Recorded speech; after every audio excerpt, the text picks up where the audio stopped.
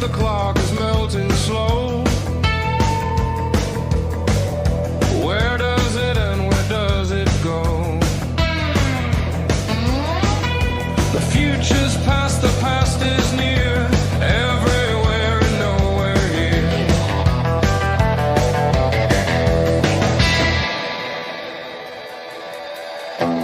Look forward to the past.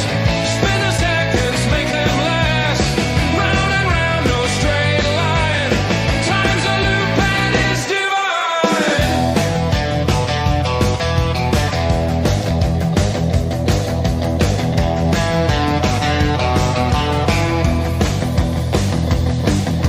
Yesterday's tomorrow calls my name. History's a great cheap arcade game. Catastrophes and neon lights dancing through the endless nights. We're stuck, we're free. It's all debris of what will be. Look forward to the past. Spin the seconds, make them last. Round and round, no straight line. Time's a loop and it's divine.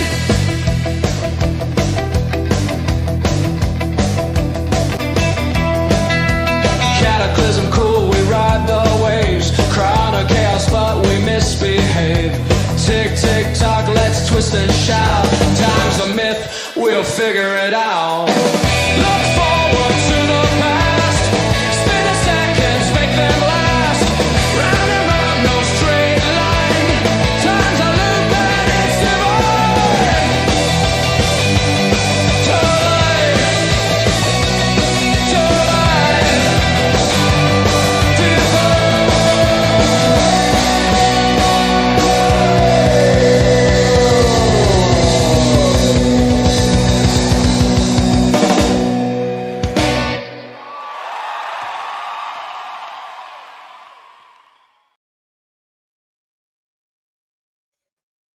Big John, don't you ever call me again and ask me if my power's out.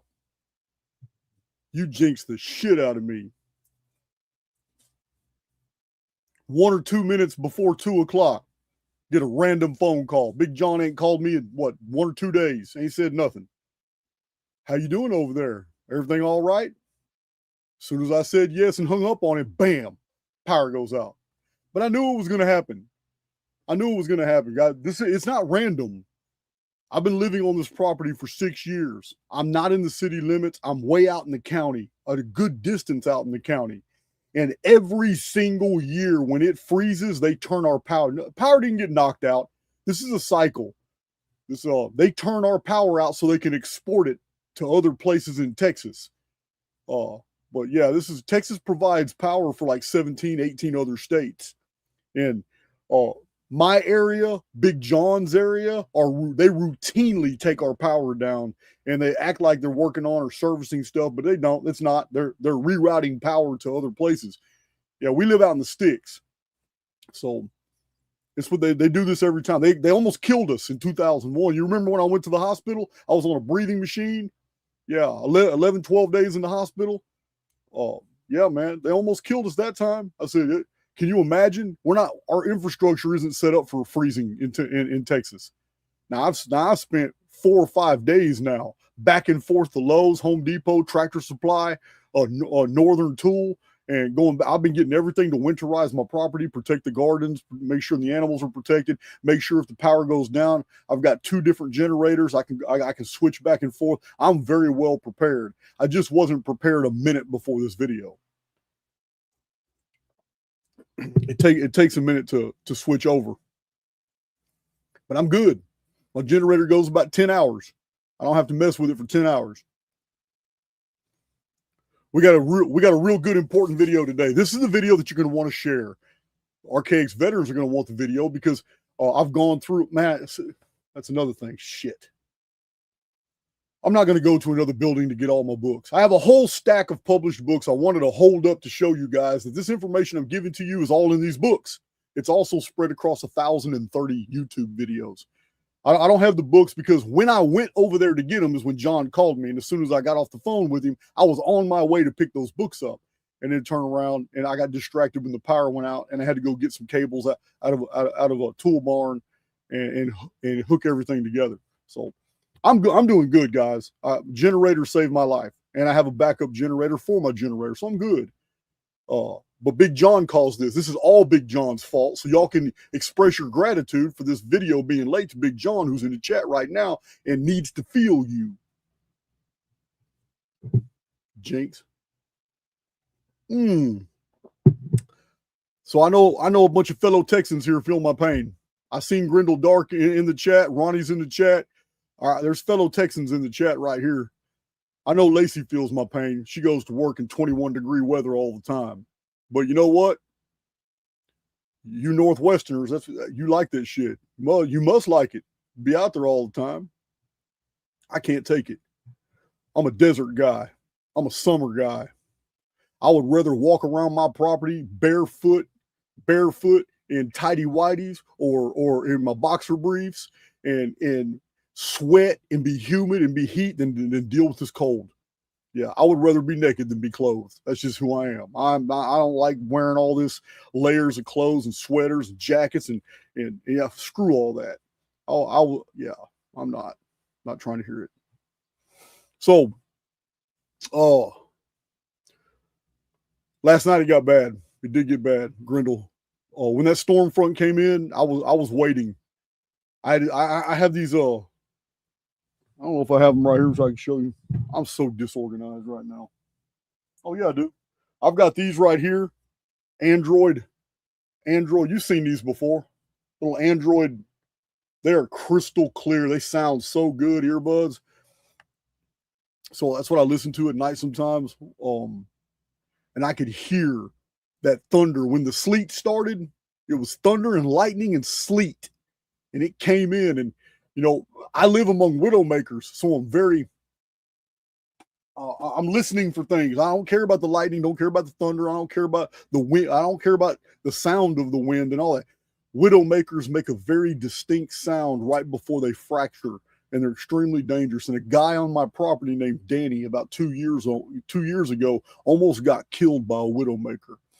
And yeah, when these type of pines in Central East Texas, these widowmakers, when a big branch fractures off, it's always sharp as a razor, the fracture point, and it always points straight down because when it falls to the ground, the pine needles and branches. They act like a flange, like the arrow feathers. So it always comes straight down. Yeah, man. And in the dark, you can't see all. I'm surrounded by pines. You got to be careful. You got to know what to listen for. If you start hearing the wood splintering, you got to move to a part of the building that has even more protection. Like I have lofts. I have all barn dominiums, so they have second floors that are small, but they're lofts. And I know if I can get under one of the loft areas, I'm much better protected because then that branch has to go through two in reinforced ceilings, not just one. Anyway, I don't know why I'm telling you all. Anyway, we need to get to this presentation. This is going to be an interactive presentation, Allie. I know you like those. I saw your message earlier. So, at first, we're going to go fast through a bunch of concepts and deals. And then later in the video, I'm just going to be asking you straight up. I'm going to put something out there. And when I'm done, I'm going to say, hey, okay, is this true or false? And then you guys in the chat are all going to say either true or you're going to say false. Now, I'm going to ask my moderators to be extra vigilant because it's these type of videos that the trolls like to come in on, and you'll notice them real quick if they're bucking what everybody else is doing. Now people are entitled to their opinions, but my moderators can also click onto somebody's name. You can go through their comment history real fast. And if everything is negative, you're dealing with a troll. Yeah, you're not dealing with it. Yeah. People just aren't negative every comment they make. Yeah, just get rid of them. But you got people that follow Archaix, and if they're not fully convinced on some of these concepts and they disagree, all of that's permissible. Do not block them. Yeah. Some of you guys kind of get real vigilant, and we're going to have a moderator talk about that.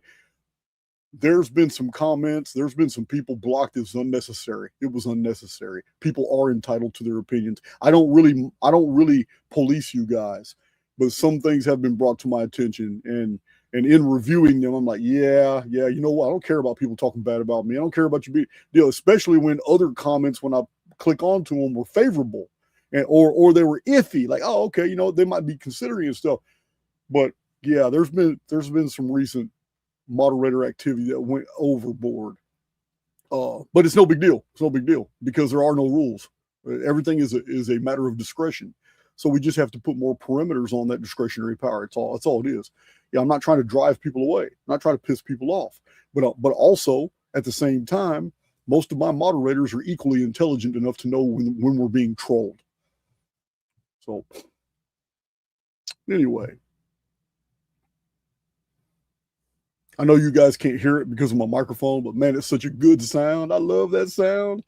That generator saved my life a few years ago.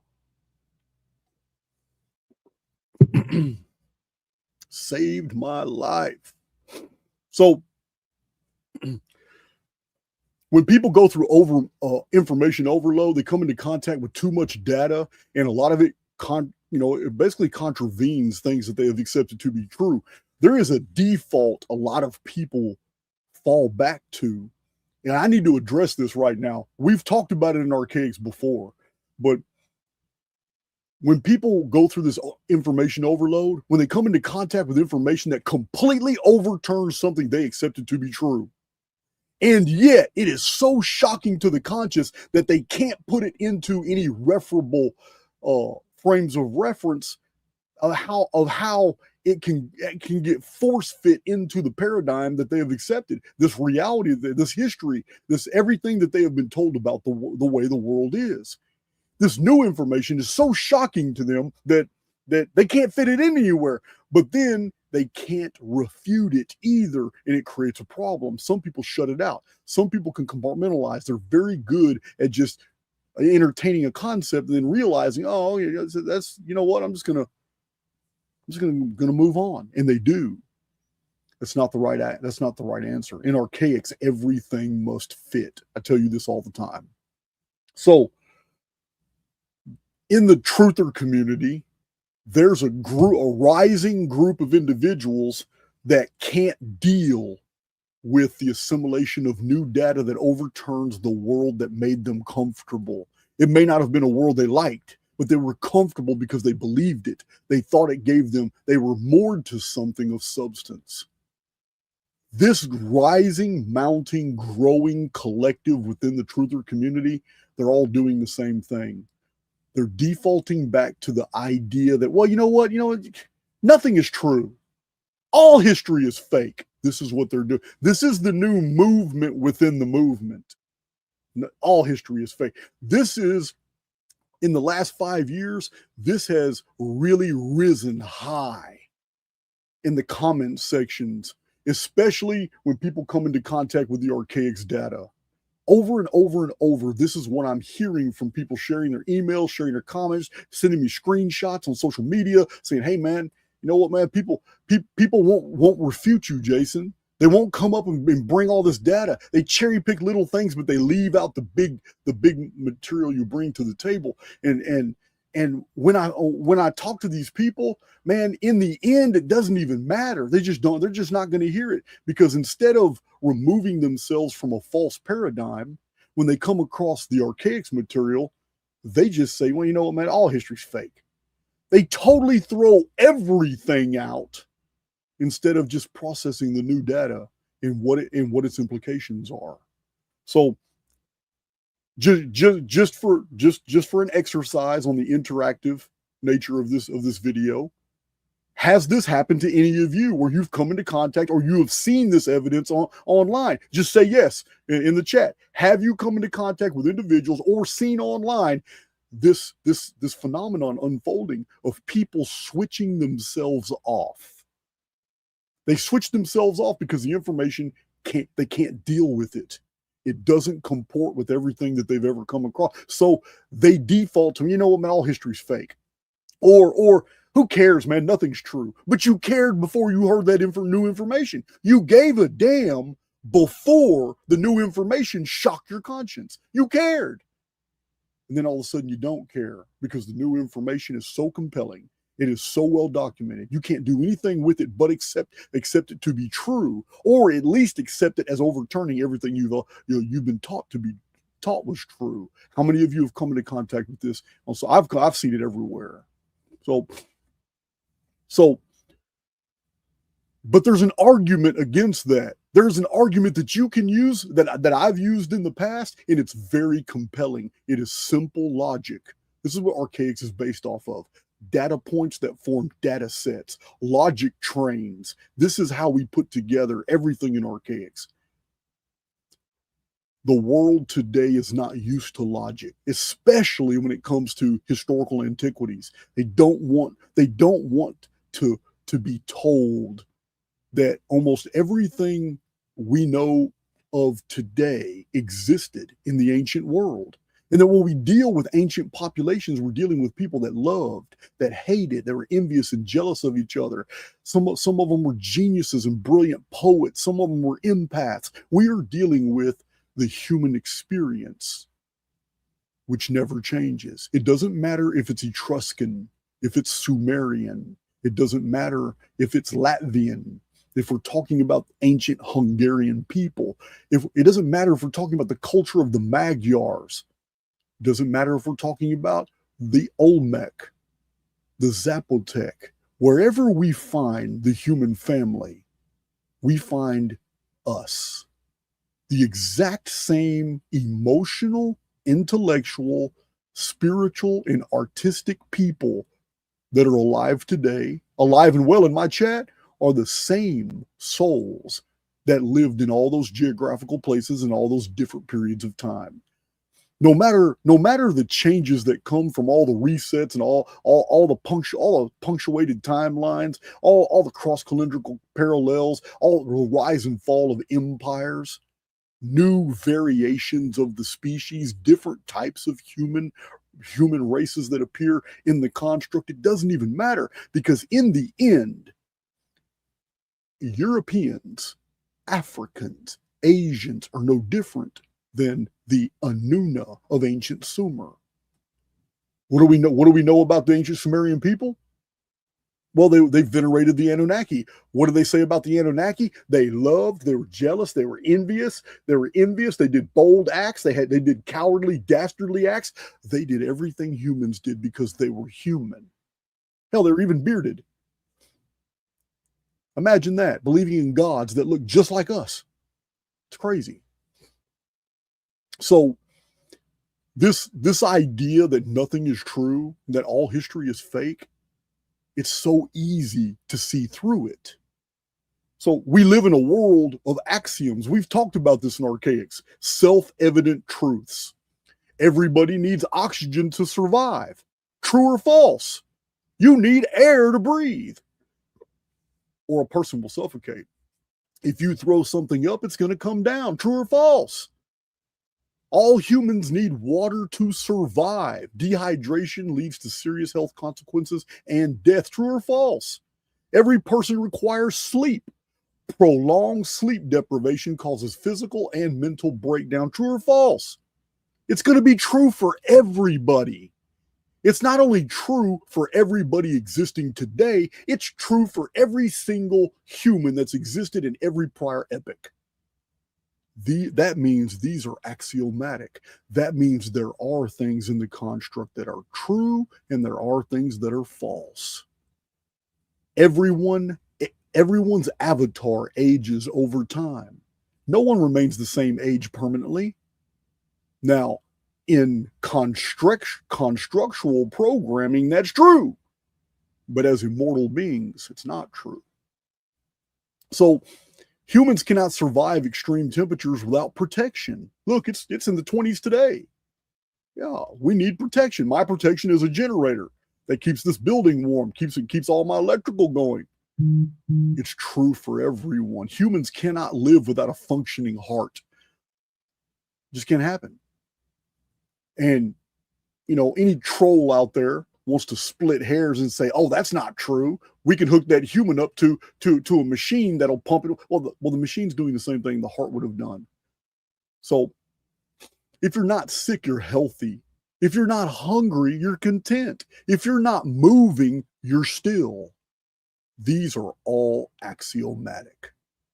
They are self-evident truths.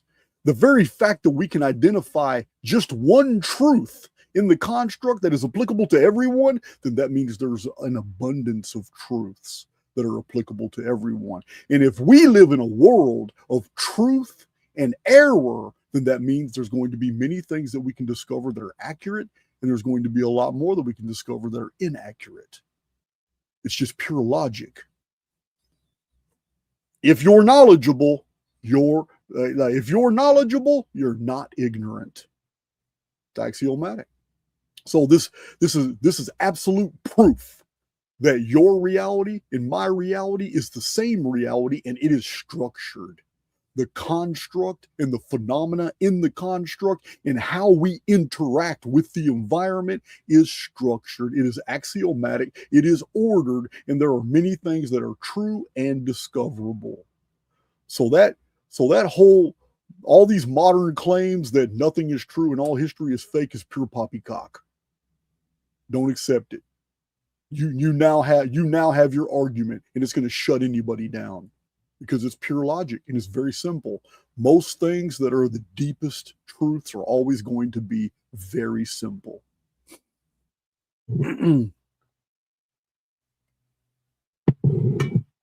All right. Jonathan Sherman says the original Declaration of Independence, we hold these truths to be axiomatic. It does not say that, bro. Although I get what you're saying. It says we hold these truths to be self-evident. So I get it. You're saying something real while also saying something not so real. So yeah, that nanny boo-boo, it's all about pure logic. This is what offends so many people about the Archaix paradigm, about all the Archaix research, all the Archaix data sets. It just offends so many people, not just because it's so logical that it makes what you were formerly believing to be true now comical, and people get offended by that. They get real offended when they see the data sets on Atlantis, when they see the data sets on Age of Leo, Zodiac dating, Solar Zodiac. They get real offended when they see all the beliefs in the ancient gods are just humans. Get super offended. Arguments are very logical.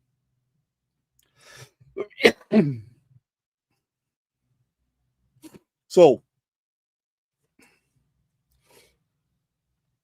before we go into what's true, let's examine. And this doesn't require your interaction right here.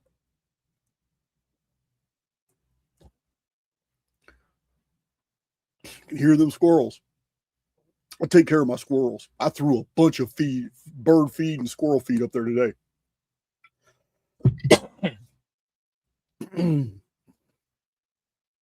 So we're going to go through this list pretty fast because this is not the interactive phase. So exactly, Aaron 1080, debate requires logic. Yeah, man, I spent a lot of time in prison debating my research and my concepts with very, very intelligent men. Do not believe that Hollywood version of prison. I was on maximum security. You guys already know my story. And a lot of those guys, they have nothing to do for decades but read and research. Very few of them were writers like I was. Very few of them are sitting there taking all these notes from thousands of books like I was. But man, they let me have it over and over and over, man. I used to sharpen my sword against these guys. And yeah, they're far more intelligent than I was. Some of these guys were way, way smarter than I was. And yeah, they're not going to let me, if there's any loopholes in my logic, believe me, they were not going to shy away from telling me. So I had a lot of experience, even before I was released from prison, in not just research, but what is acceptable research. So yeah, that's a good point. It's a really good point. So in Archaix, in all my books, published and unpublished, because I got 5 or 6 PDF downloads that are not published, but they're full books. Some of them like 500 pages. But in all my research, put in my books, over 1,000 YouTube videos, all the articles. You guys know I've got like 10,000, 11,000 posts on X. And I just started X 2.5 years ago. Before that, I had about 10,000 posts on Facebook. So before Facebook kicked me off. So a lot of research in all these investigations. I have found that the sun, that these are the things that I have found to be absolutely untrue. That the sun is 93 million miles away. I found that to be untrue. We'll talk about that. We're going to talk about all these here in a minute. But I have not found any evidence that the sun is 93 million miles away. I found just the opposite. So the moon's light is reflected from the sun. It's not true. Moonlight is not reflected from the sun. So I have found that the claim that Earth is in danger of a coronal mass ejection, a psyop, it's not true. It's not true at all. That narrative is put in place anytime they want to do something to our infrastructure. They'll always be able to have a fall guy. Guys, we got hit with a coronal mass ejection. Yeah, man, it's just a narrative that's on the table in case they ever want to wipe the banking records of the entire world. If they ever want to do a true reset or restart, it's just on the table for that purpose. So it's totally untrue that space rocks can kill us at any time. It's a psyop. It's untrue that the Tunguska event in 1901 was a meteorite. Randall Carlson and so many are always talking about Tunguska, the meteorite. No, man, if you want to tell the truth, cite the Russians who went and investigated and talked to the locals. Meteorites do not make turns over Russia twice, seeking the most uninhabited area to detonate. And that's what happened in 1908. Tunguska was the most remote and uninhabited area of the entire world. And the Russians saw themselves that whatever this was that was flying through the sky, burning up, changed course twice before it detonated in the most unpopulated area. I'm not trying to tell you what Tunguska was. I'm just telling you what it wasn't. Meteor craters are made from rocks from space. No, man. Never in the history of the world has a bolide ever been seen to impact our world at a 90-degree angle. How in the hell is it even possible if the world's moving at 1,000 miles per hour? We're told all bolides have to enter our layers of atmosphere at an angle of declination. This is what we're told. And yet, all the meteor craters are circular. You can actually take pi and see how perfect those circles are. Those craters are created from something else. I'm not in this video trying to tell you what causes the creation of those craters, but it sure isn't a rock from space. So NASA, through the Apollo program, sent astronauts to the moon. I used to believe this, but in the course of 30 years of research, it is patently untrue. NASA has not sent anyone ever to the moon. So the Mars rover was sent to the surface of Mars and sent us photographs back. Absolutely untrue. Not unless Mars is like a region of Iceland or Greenland. It's not true. Also, in 30 years of research, I've come to find out that dinosaurs becoming extinct 65 million years ago from a space rock is untrue. One, it's a space rock. That made it untrue. Two, 65 million years ago is far beyond anything we're capable of measuring. Makes it untrue. Third, dinosaurs didn't exist. What you see in the museums is fabricated. Many of the smaller reptilian and amphibian forms did exist, but they existed very recently. Yeah, you need to do your homework on dinosaurs to see how many of those dinosaur skeletons really are. Everything you're seeing is paper mache. It's all fabricated, fiberglass, and these are all models. So, did large amphibians and reptiles exist? Yes, and recently with the megafauna. We'll get to that. So, they lived alongside the giant mammals at the same time. Also, we have to consider this. In the uniformitarian model, fossils are rare and they form under pressure and they take millions of years to develop. Bullshit. We have shown just the opposite in Archaix. The fossilization process is petrification happens under pressure, which is one of the necessary conditions of the process. When organic material is buried under layers of sediment, the high pressure of the overlying material combined with a lack of oxygen slows decomposition. This allows mineral-rich groundwater to seep in and gradually replace the organic material. So silicates replace decomposing organic material, and it turns the organism into a stone. Fossil. It takes millions of years. Some uniformitarians will even admit it takes hundreds of thousands of years, but I'm going to tell you they're just as dumb as the other uniformitarians. Fossils take minutes, sometimes hours, but they take minutes to be created. Coal is formed when plants are crushed under pressure for millions of years. This is the uniformitarian model. In Archaix, we have shown this to be untrue with facts, easily verifiable facts. Coal is formed in the remains of dead plants that accumulate in swamps, which are then buried and subjected to millions of years of heat and pressure. This process is called coalification. And this is what we teach our children. This is what we teach our high schoolers. This is what we teach people in college. And you are not going to get any type of degrees from universities and any institutions of higher learning unless you conform to this bogus model. It's all fake. That is not how coal is formed. How do we know? Because of human artifacts and human remains and trees all found in coal seams being found thousands of feet below the surface, while dinosaur skeletons, dinosaur footprints, human footprints, all fossilized, and vehicle tracks, all fossilized, are found on the surface all the time.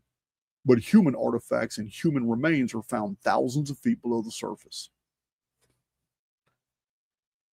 So I used to believe in the Graham Hancock model. So as I started fact checking Mr. Hancock, and you guys know over the years, I have found almost everything he has promoted to be untrue. A rock from space ending the Younger Dryas Ice Age is not true. Even scientists agree it's not true. It never happened.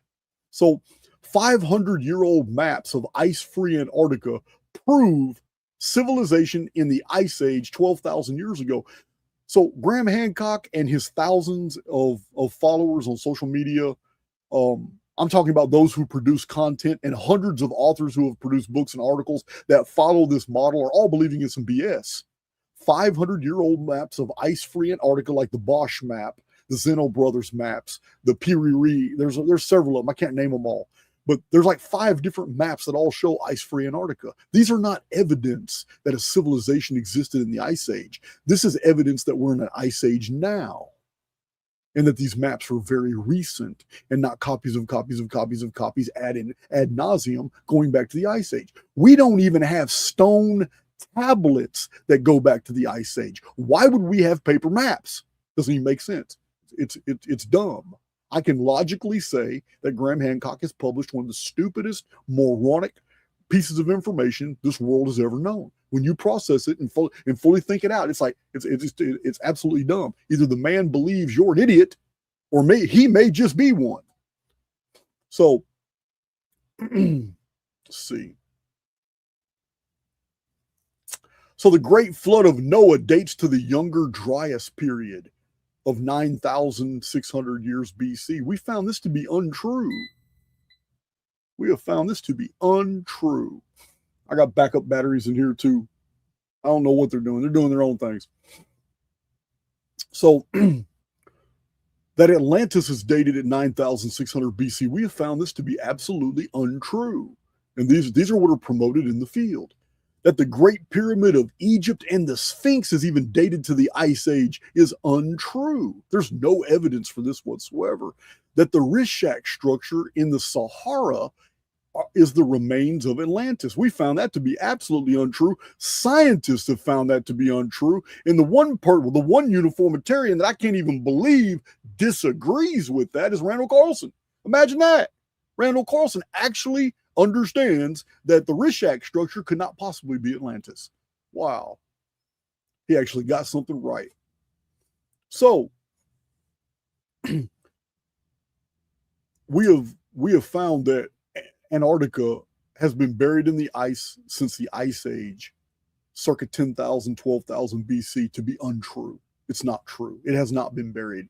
There are too many maps of an ice-free Antarctica, and some of them show valleys and rivers and even life forms, even humanoid and creatures, reptiles, all kinds of stuff is shown on Antarctica. That the Ice Age is a scientific fact, we have shown that in Archaix to be untrue. In fact, there are 58 or 59 different competing theories as to how an Ice Age could even be possible.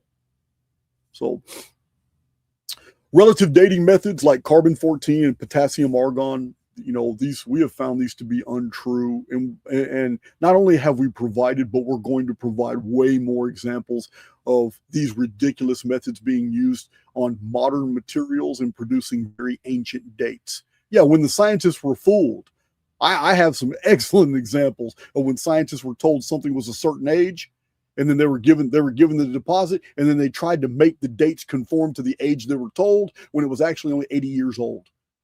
Yeah, they've been busted so many times, guys. Dendrochronology is accurate because trees grow one ring a year. Absolute BS. It's been documented that some trees will grow 3 rings a year. Also, one ring can be a 5-year dry spell. Dendrochronology is not very accurate. Also, we have found that the radioactive isotope breakdown from parent elements to daughter elements, which is a requisite for uniformitarian relative dating models, they must believe that it is uniform and that this isotopic breakdown not only is uniform and never changes, but there's no external factors like gamma ray bursts, like increased volcanism, like vapor canopy periods and ice age periods. They have to make sure that our climate has basically been the same for long periods of time for these dating methods to work. But we already know in the historical record that it's not true. Even our atmospheric pressure has changed. We've had mesospheres. We've had collapses of vapor canopies. We've had volcanic canopies as well that created massive cooling, and it's just not. None of it's true. Radioactive isotopic breakdown relies on 7 things that must be true in order for those to work, and we've gone through them. We're going to continue to go through them. So, also in Archaix, we have determined that the ancient gods were actually extraterrestrials visiting our world. The whole ancient aliens narrative is complete BS. We have found it to be untrue. The Sumerian and Vedic Hindu calendars prove that historical periods of hundreds of thousands of years were measured by the ancients. We have found that to be absolutely untrue. We now know what the Vedic Yugas were documenting. It was the Anunanurs, the 600-year periods, which were 216,000 turnings of the stars. Remember, all these ancient texts and all these ancient religions, they're all post-reset compositions. It's merely survivors trying to put back together the history of the world. So we have found that the Egyptians maintain a chronology of years like other nations. But the Egyptologists tell us it's not true. They had a lunar calendar. They based everything off moons. Ancient authors told us the Egyptians count a year as 30 days.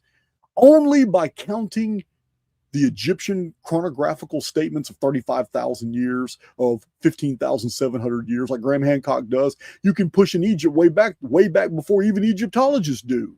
But if you go by those same authors, every one of those 30,000 year dates, 15,700 year dates, 24,000 year dates are all reduced to a year equals 30 days to the Egyptians. When you do that, Egypt lines up with Harappa, with ancient China, with Babylon, with the Hittites, with Elam, with India. Everybody's the same. Everybody's the same. Egypt is just as old as all other human empires and nations. So we found that to be untrue too. So titans and giants, they came about when angels descended from heaven and had intercourse with human females. I don't know what my battery's doing. I don't know. Let's see. Don't know. Let's see.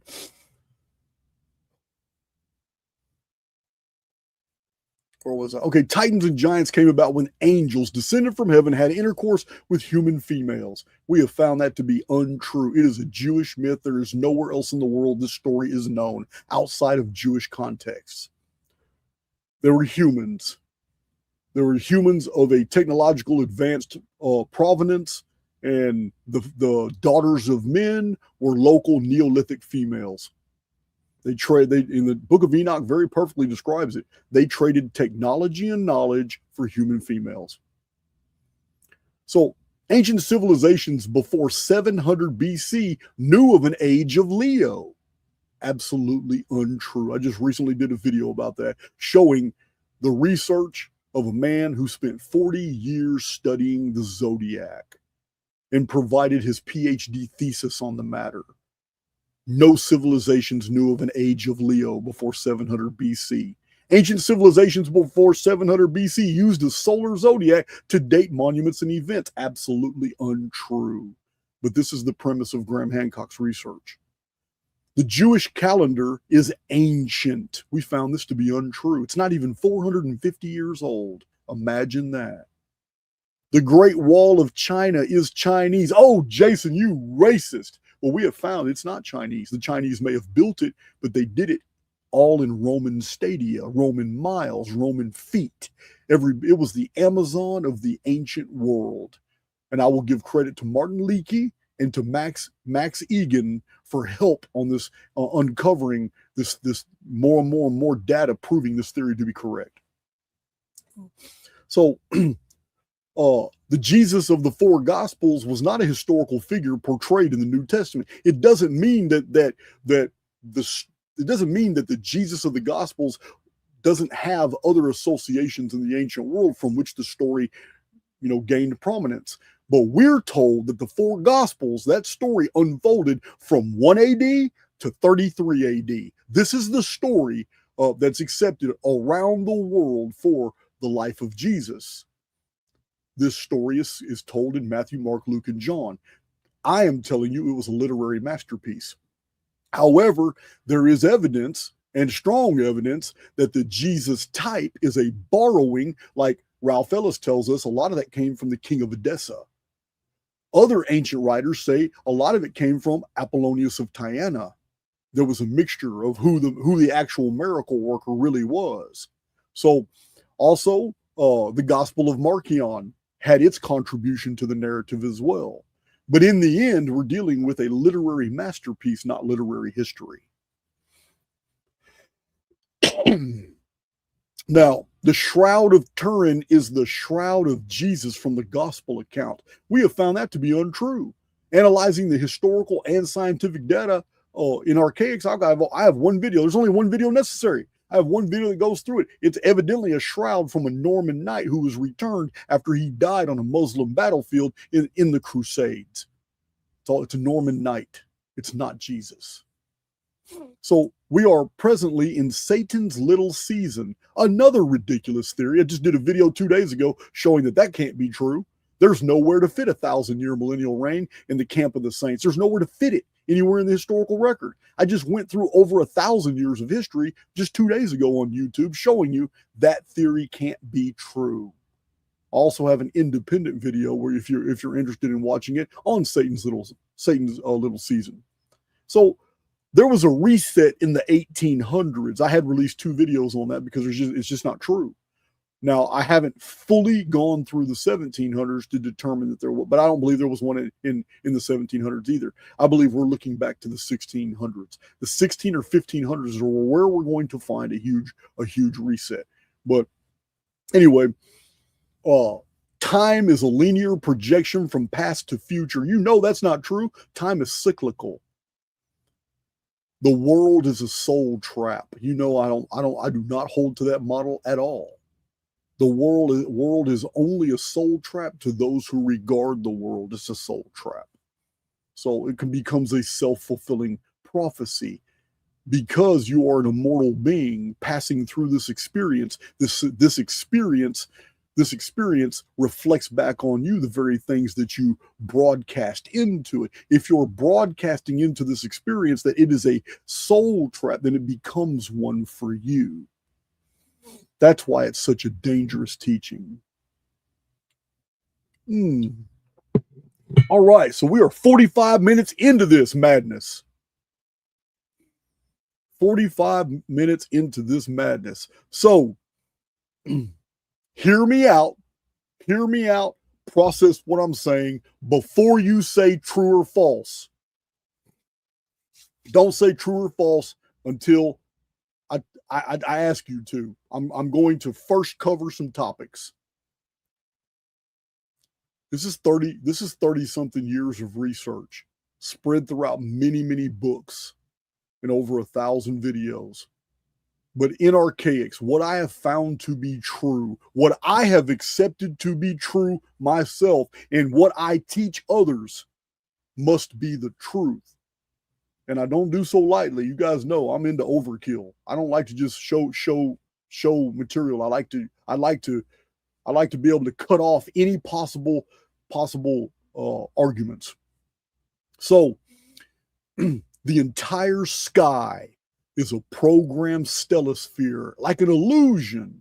And this construct that we're in, the similosphere, it's like advanced technology designed to mimic a world, but this isn't a real world.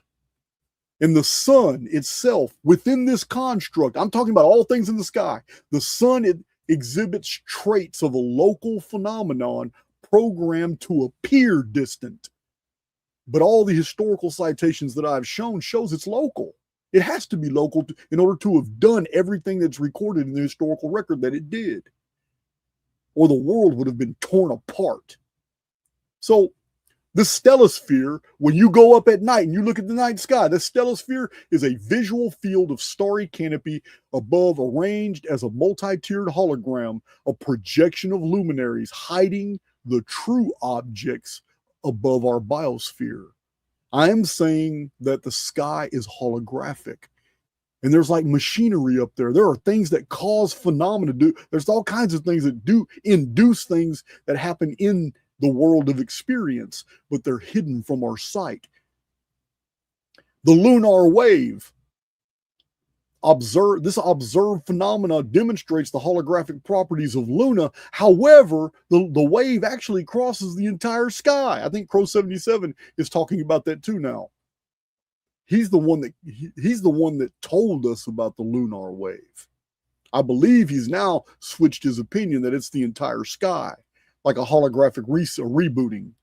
So studies on the moon reveal that the moon emits a negative light. It's a deteriorative illumination. It's not reflected sunlight. So the question is, true or false? Is the uniformitarian view of stars and planets and galaxies and all that stuff out there true? Or is the Archaix model, I can't say that. Is the uniformitarian crap that we're taught, is it true? Is it true or false? That's all I'm asking. What you're taught in school about the distance of the sun, and that the moon is a real physical body, and that the stars are millions of light years away, and that there's planets and comets, is that model true? True or false?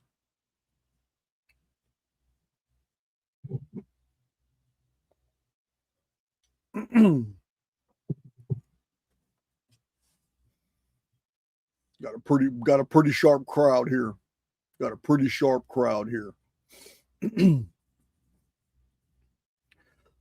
I would not doubt if intelligence agencies or some of the larger podcasts that are doing the bidding of the intelligence agencies, like I believe 100%. It's my opinion. Joe Rogan, it works for Intel. He probably gets briefed. On what's acceptable, what's not. He's not the only one. There are a lot of these huge big ones. So I'm pretty sure don't know is a good one too. You can't be faulted for saying I don't know. But you should also look into just how much, because it really says a lot about someone if you're raised to believe in one thing, but then somebody comes along and shows you a massive amount of data that shows that none of that can be possibly true. You don't have to accept the new data as being the truth. All you have to do is admit that what you've been told was a lie. One does not automatically negate the other. That's my only point. You don't have to accept the Archaix interpretation to reality. But if you're going to be honest and truthful with yourself, once you've gone through the Archaix material and verified the sources and verified that this is true, yeah, if you still hold on to the former paradigm, yeah, that's on you. That means you have an inability to process new information. It's on you. It's not on me. It's on you that you can't deal with this. You don't have to accept new data into your paradigm, the interpretation of that information to build a new world of experience for yourself. You don't have to. All you have to do is admit that the new data overturns what you formerly believed. So that can't be true. So, yeah, with like Joe Rogan, I would think that his people, not him personally, but his people and the people of other podcasts and intelligence agencies, they'll probably go through this video here. This video's really going to tell them, this is an excellent video for these intelligence agencies to go through, because it's going to tell them, basically, damn, man, shit, we're losing the info war. We're losing the info war because some of the most intelligent people in social media, they've gravitated over here to this Archaix guy. And man, they're not buying none of this shit we're selling. So yeah, I'm just telling you, man, don't think that channels like mine aren't watched. Yeah, believe me, they are. They are. Long time ago, they'd have shut me down if I was a socio-political channel, but I'm not. I don't care. I'm always telling people, do not engage. It's not our fight. It's not our fight at all. It's all bullshit. Everything out here it's a clown show. It's a clown show. So it becomes comical.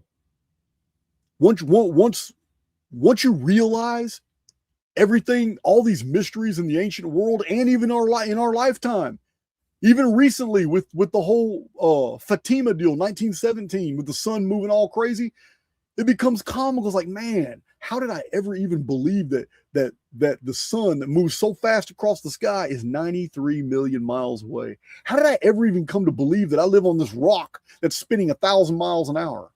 How did I ever accept this to be true? When everything points to atomic clocks, everything points to the fact that I'm stationary and I live on a plane. I don't live on a planet. It becomes comical. You start laughing at all the things that they've told you. Is it not like a joke when they show you charts of primates, hominids coming into primates, getting all the way up to the orangutan, and then showing stooped over humans, and then this is where you come from. It's a joke. It boggles my mind, the things that we have been led to believe that are true, that are actually false. So here's another one. Reserve your true or false until you hear my question. In Archaix, we have shown that the entire world flash froze down to the sea bottom, petrifying the entire ecosystem all the way to mountaintops. The Medusa effect killed the entire world. But all fossilized organisms that are found, as I've shown on my channel, 649 fossils that prove evolution is BS. I think that's the name of the video. But yeah, man. Every single fossil that we have found from this period they were flash frozen, with jellyfish in 3D, insects in 3D, in the middle of flight, wings spread. How was it possible? Fossilization requires pressure.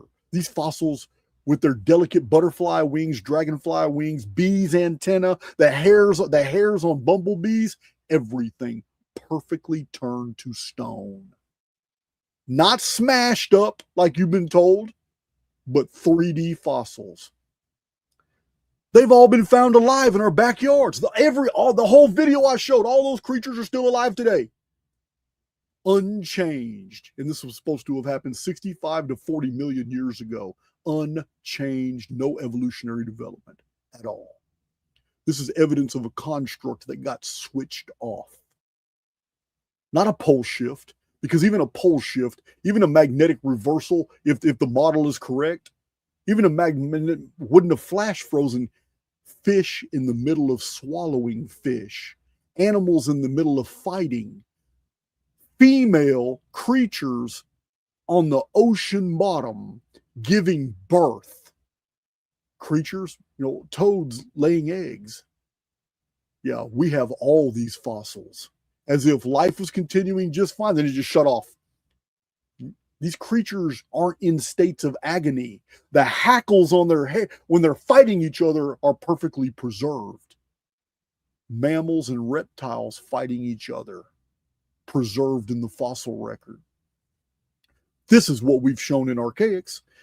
We've also shown that Dark Age American, Mediterranean, and Asian artifacts show what we have been told are dinosaurs. Stegosaurus, Triceratops, and that lizard with that big fin back, plesiosaurs, and brontosaurs like brachiopods. These, nothing. We've been told these were extinct 65 million years ago, but in the Dark Ages, we have 3 areas of the world that provides us visual artifacts of these creatures, anatomically perfect. How was that possible? How was it possible? Insects, amphibians, and reptiles from 40 million year old strata are found perfectly preserved in amber, are the exact same creatures that we find in our backyard. Flash frozen 3D fossils from the bottom of the sea, mid-birth, mid-fight, mid-eating. So we find humans and what we're told are dinosaur prints everywhere in the same strata together on the surface with human footprints, dinosaur footprints, vehicle tracks, all on the surface. I've got videos showing all the different places in the world they have been found on the surface. And yet, human remains and artifacts are found deep in the ground.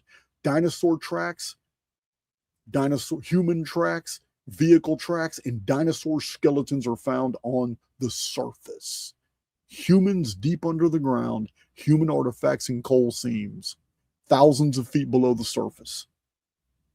Crocodiles, sharks, horseshoe crabs, coelacanths, which were index fossils until they were found alive, ferns, ginkgo trees, nautilus, tuatara reptiles, hagfish and lampreys, brachiopods, jellyfish, and thousands of species of insects, all found in the fossil record, look identical to their counterparts today. So answer me, is the uniformitarian model of natural selection, evolution, the existence of dinosaurs 65 million years ago, and that dinosaurs lived back then, is it true or is it false? Simple as that. These are the facts laid out in Archaix with all the evidence and all the data sets. Is the scientific version true or false? Dinosaurs lived 65 million years ago. Humans weren't even around yet. True or false?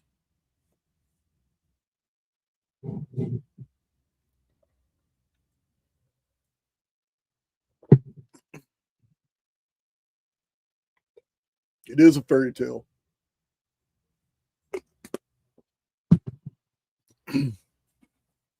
I got an awesome intelligent community. Fap Job. I don't know what the hell kind of name that is, dude. Why would you even have a name like that? Fap Jap Dap. Come on, man.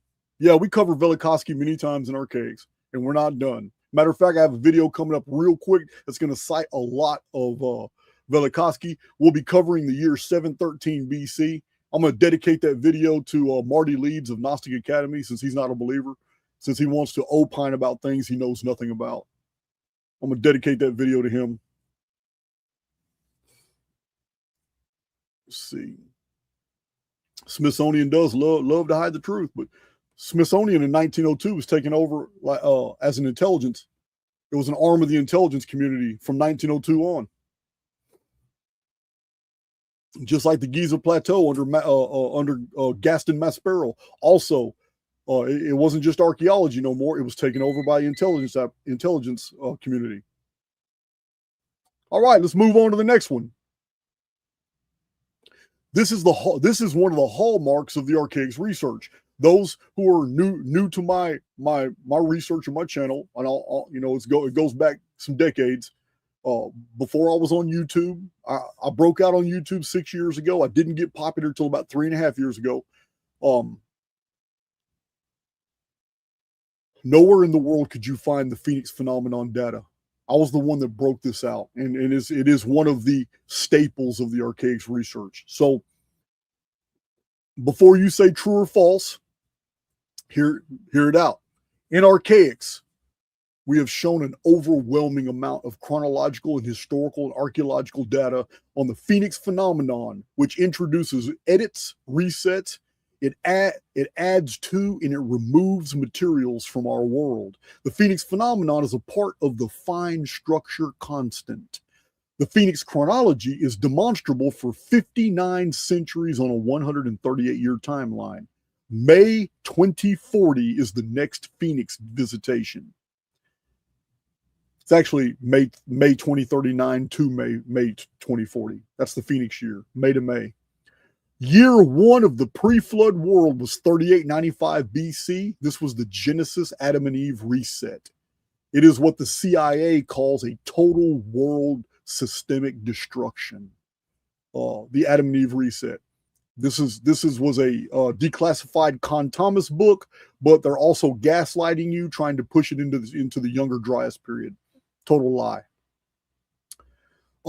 Chronology dates the great flood of the Bible to the month of May 2239 BC, which was a Phoenix year. A total worldwide reset happened in May of 1687 BC, called the Ogygian Deluge, also a Phoenix year. 522 AD was the start of the Dark Ages. It is the only year in world history that the Phoenix and Nemesis X appeared in the same year. The Phoenix phenomenon causes volcanism and seldom vapor canopy periods. The four largest destructions in recorded human history that answer for almost all of the megalithic architecture, technolithic, Heliolithic, post-Heliolithic architecture that so many people are fascinated with, all this great ancient engineering, all of these are 3895 BC, 2239 BC, 1687 BC, and 522 AD. All four of those dates are the worst destructions in human memory. All four of them were caused by the Phoenix. All four of them are on a timeline of 552 years, anciently known as the Phoenix cycle. I don't know what this thing's beeping for. Y'all just have to ignore it. It's a huge backup battery. It's electrical. In case all the power goes out, I can still run my computer.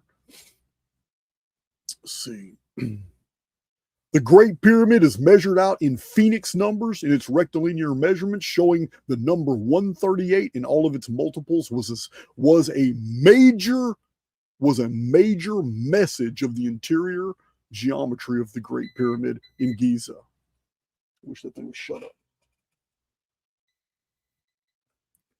Vapor canopy cycles caused by intense volcanism, at least two in the historical record, answer for the existence of giants, gigantic plants, animals, snow, and ice in far and north and south, and great floods. Vapor canopy periods does away with the whole Ice Age narrative. Phoenix phenomenon. The Phoenix phenomenon answers for us the origin of Babylonian astronomy, which is recorded in Mul-Apen. The Babylonians themselves record a Phoenix phenomenon event, later called Mul-Apen, and they claim it is the origin of their astronomical science. The Phoenix year of 1212 AD is the very first year that Tartaria enters the historical record. Shortly after this, Uthman the Tartarian is the founder of the Turkish Ottoman Empire. My question is this. In all my books, in all my articles, and spread throughout all my presentations on YouTube, have I made my case for the existence of the Phoenix phenomenon? True, yes or no? It's not a true or false. This is a yes or no. Have I made my case for the Phoenix phenomenon? Oh, I'm not done, but thus far, have I made my case? Yes or no?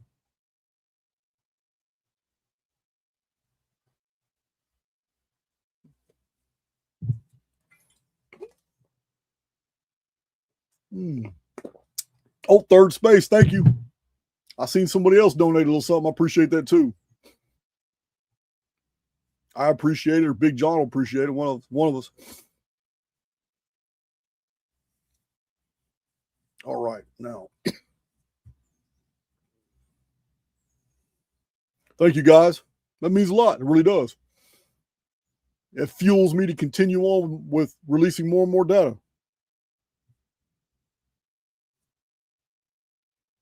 All right. So we're going to move to the next one. 1,700 in the chat, just about. Man, that would be nice to hit that 1,700 hit over. It's been a while. You remember, I think Star Wars and The Matrix were my most watched videos. Also, I think I had one Transcending the Materium. On those videos, I had over 3,000 people in the live chat. Remember the Matrix Decode video was over 3,000, and then the Star Wars video was over 3,000. Matrix got to like 3,400, almost 3,500 people. That was really impressive.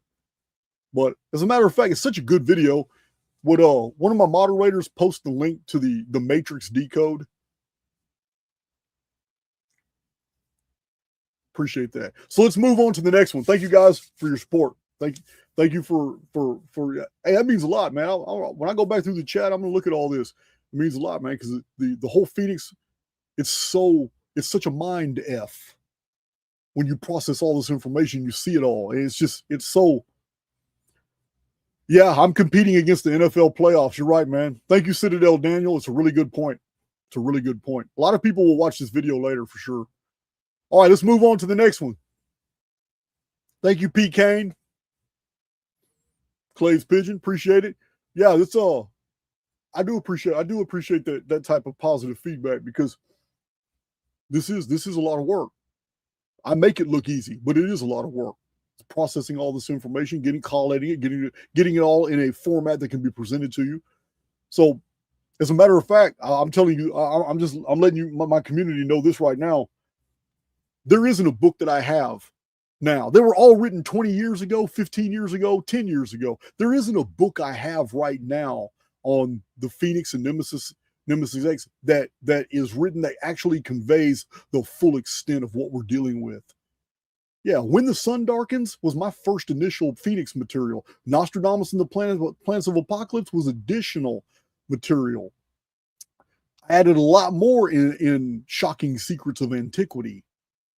So I have to write a new Phoenix book, because the new Phoenix book will blow all my other books out of the water because of all the data that I have. I have whole files set aside of material that I've never published.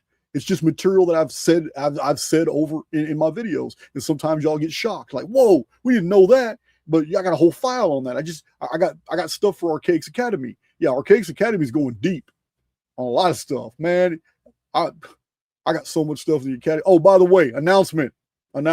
If you're coming to the Houston meetup, there's 72 courses and hundreds and hundreds of PDFs of old books I've used as source material on this drive. If you're coming to the Houston meetup, at the door when you come in, you will be given an Archaix Academy drive for free. I understand some of you have already purchased it, but you only got 26 courses. This is the whole Archaix Academy, 72 courses. We're making the copies on the drives. You will be given them at the door. That you and I have to pay for them. For those of you who remember, Archaix Academy is expensive. It's $596. It's 72 courses. These courses are unlike things these are the courses that help you basically battle every single false paradigm that's promoted in the field today. Once you have Archaix Academy, there's nothing anyone can pull over your eyes. You have the entire Archaix database. It's massive. It's awesome. I was just gonna, good announcement for those of you coming to I know a bunch of y'all are coming to the Houston meetup. Like I said, you will be getting in your bag when you come through the door. You will be given a drive, absolutely free, of the entire Archaix Academy. Those who claim they've gone through all the courses or can show that they've gone through the courses, we'll be sending them It's an email, but it's a test. Not super hard, but it proves that you've gone through the material. It's a lot, 72 courses. And that's going to graduates of Archaix Academy are going to get the antique nickel Archaix challenge coins. They're real badass. They're new coins, not like the old coins. These are new coins. Get a certificate. And we'll even help those who want to start Archaix venues like their own YouTube channels or BitChute channels or Odyssey, and you want to promote Archaix and you just want to take different things that are Archaix and expand on them and go off. We will provide you the material to do that.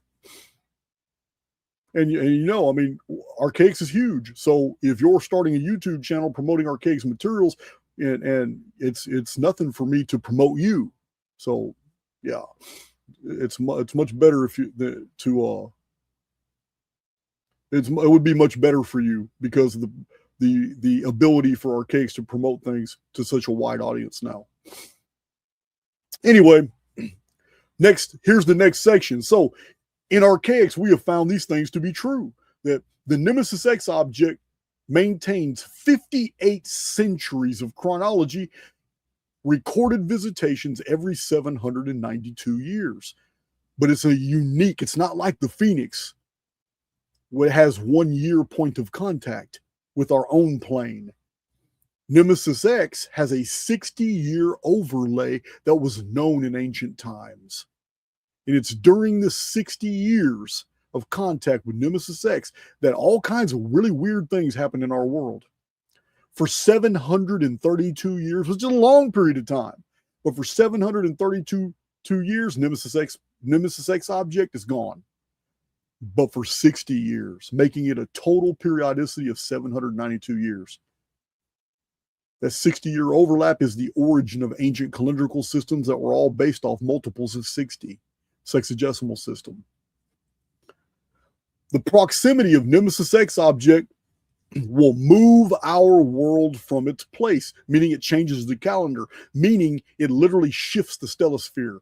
There is something about our stellosphere that shifts about 30 degrees when it comes into contact with Nemesis X. So the Mayan long count's 1,872,000 days of 13 Bactans ends in 2046. And we have shown in Archaix that all the attachments to the Mayan long count are total creative license. They're absolute BS. It was a day count system from the beginning. The Maya always claimed it was a day count system. It is 13 periods called Bactans, which were 144,000 days each. All the attachments that modern mystics have attached, the Mayan long count was super sophisticated because they were able to calculate astronomical cycles, and they were able to they used it for their planting and none of that's true.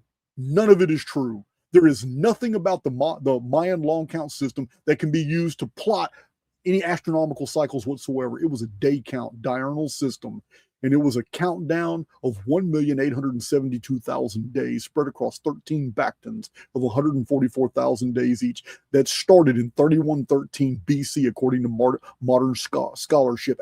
In fact, around August 13th, according to Mayan scholarship, interpreting the Mayan steles that have the long count dates on them. Because it was a day count system, it was fundamentally altered in 713 BC.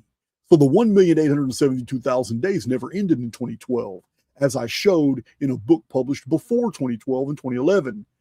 But nobody was reading my books back then, but I was telling the whole world, anybody who would buy my books, hey man, look, right here. Mayan long count does not end in 2012. It ends in 2046. The only thing that was going to happen in 2012 was the year 2013. That's it.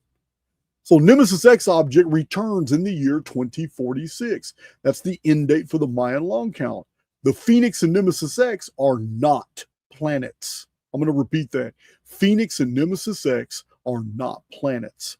They are planes. We are not on a planet. We are having this experience on a plane. When Phoenix and Nemesis X planes come in contact with the terrasphere, our plane, tertiary fields are created, which is an overlap of the planes. Ancient and modern calendars show us the exact year dates these convergences occur. Tertiary fields are conduits between planes, allowing plants, materials, people, and creatures to pass from one plane to another. I know it's hard to process. It's very difficult to process. But it's like when worlds collide, when planes collide, the overlapping area of the overlapping planes create a tertiary field in the middle, and the tertiary field is a resonance between two disparate fields. But in that field, men and materials can go from world to world. So bizarre. Even processing that's so bizarre, but this is what the historical record shows. So I believe NASA knows this already. The top people at NASA, I believe the top people in intelligence agencies, top people in government, they already know all this.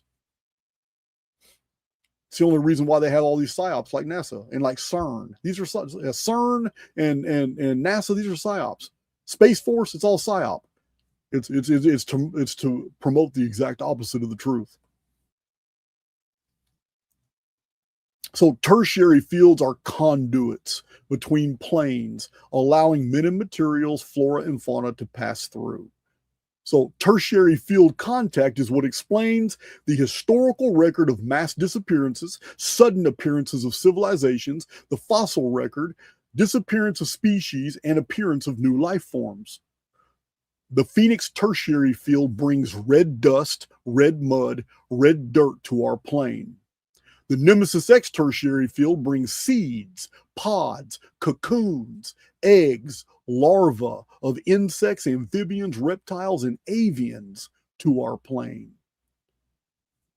Even the Voynich manuscript, a book illustrated and written in unknown language with unknown plant forms, people doing kind of unusual activities, is not explained by mundane interpretations. But if we were to apply the tertiary field theory to the Voynich manuscript, we are now dealing with either a book written by someone in our field who is observing tertiary 60 years of new plants and phenomena and stuff that grew during that 60-year overlapping field, or this book was brought through the field from the Nemesis plane. So my question is this. I'm not going to ask you if this scenario is true or false, because we're not there yet. I'm going to ask you, have I made a case for Nemesis X and tertiary fields that fits the historical information as we know it today? That's all I'm asking, yes or no. I'm not saying that this is the absolute truth. We may find more material in the future, but thus far, the historical record doesn't make sense. But once we include tertiary fields, have I made a case that tertiary field mechanics answers for many of the anomalies of the historical record? That's all I'm asking.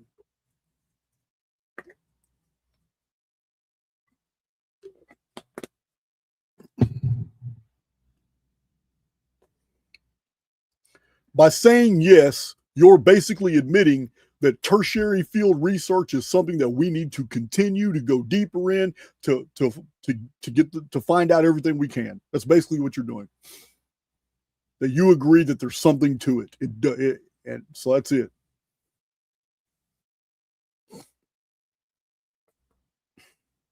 All right.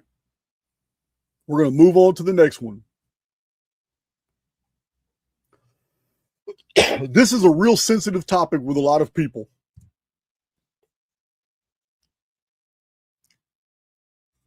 It just is. But you know what? It's a debatable matter. I'm willing to debate it because I got all the facts in my favor, as I've shown. But this is a real sensitive topic. So reserve your judgment until I'm done with the whole topic. So the modern solar zodiac from Aries to Pisces is a post 713 BC construction. What I'm saying is that there is no evidence anywhere in the world that we had a solar zodiac of Aries through Pisces until after 713 BC. This is what I showed meticulously in my debunking Graham Hancock video last month. So the modern solar zodiac not fully developed until the Greco-Roman period. Greco-Roman period. Modern solar zodiac came about after a change of the sky. As if our world moved from plane to plane, as if suddenly our world was on the Sol plane, but previously it was on the Nemesis plane. Remember, we have a totally different zodiac before 713 BC. Totally different star patterns were important to the ancients then. So, modern solar zodiac only appears, process this, our modern solar zodiac of Aries through Pisces only appeared in the historical record after the year became 365.25 days. There isn't a hint of it when the year was 360 days. That change came about in 713 BC. Also, no 25,920 year zodiac cycle was known in the ancient world before the Greco-Babylonian period. That's the 5th century BC. Precession of the equinox was unknown to the ancient Egyptians prior to the Greeks. The Sphinx is not connected to the age of Leo. The Egyptians only knew a sickle constellation. It wasn't a lion. But the Sphinx is not connected to the age of Leo because the solar zodiac and constellation of Leo were not known to the ancient Egyptians or even to the entire world at that date. The original Sphinx was a dog, not a lion. The original stellar calendars of Egypt followed the dog star Sirius. They didn't know a Leo. There was no lion constellation to the ancient Egyptians. The anomaly of 713 BC, as documented a lot by Emanuel Velikovsky, the change of the year from 360 to 365.25 days, it literally means that all these authors that are using archaeoastronomy to date things using the cycles of the sky to date ancient stone monuments before 713 BC, their dating is going to be off. And their dating is going to be off more and more the further they go back in history. If they try to date things to 5,000 BC, 5,000 BC is 4,300 years before that event happened that changed the amount of days in a year. That means anything they date that far back is going to be 5.25 days off per year, every year, the further they go back. That means they're going to be off by centuries. So archaeoastronomy, if you have any computer programs based off archaeoastronomy that date anything prior to 713 BC, you must make the intercalary. Well, you can do it on the calculator, such as, it's really easy to do, such as if it's 783, let's say it's 783 years before 713 BC that you determine something happened. Well, you can modify that by taking 5.25 days for every one times 783. Then divide that by 360 because that's how long the years were before that, and you'll get your accurate date as opposed to the BS date that's going to be imposed by a computer program, which is based off uniformitarian principles, thinking that the world has always had a year of 365.25 days, and that the ancients were just stupid and didn't know how many days were in the year. But they all decided in the same century, all around the world in both hemispheres, to suddenly add 5.25 days. So my question is this. Whether you agree or not, have I provided sufficient data that the solar zodiac of Aries through Pisces did not exist before 713 BC to merit a deeper look by scholarship and academia at this very phenomenon to determine what really happened then? Have I provided enough data to show that none of that shit's possible and that this is the mechanism? Have I provided enough data that scholarship should now focus on this in order to determine what happened?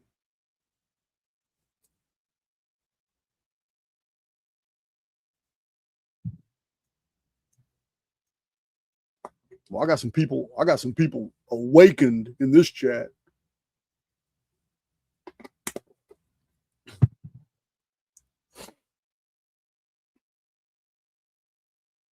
Oh, we hit over 1,700. Awesome.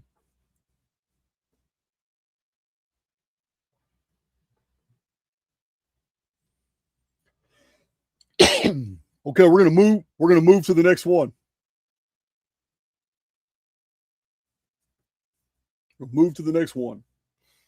Yeah, to quantify though, just because we can isolate a period in time when something didn't exist, when suddenly later it did exist, does not mean it doesn't have application and value today.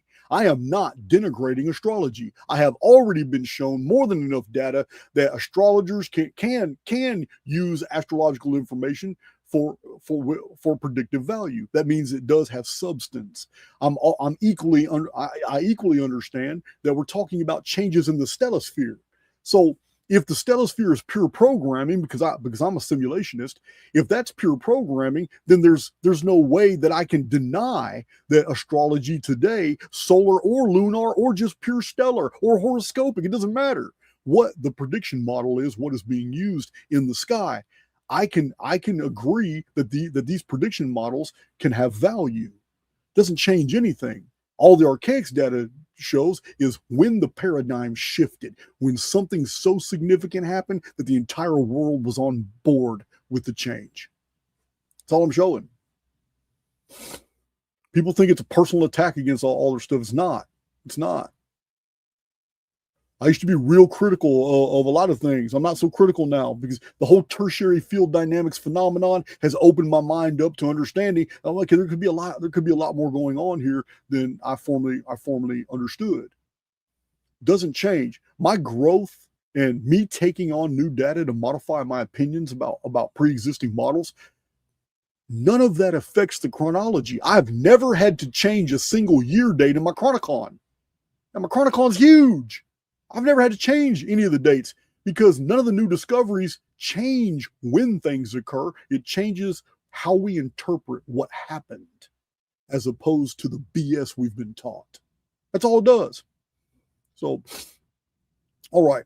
So here we're moving into the next one. Reserve true or false, or yes or no till I'm done.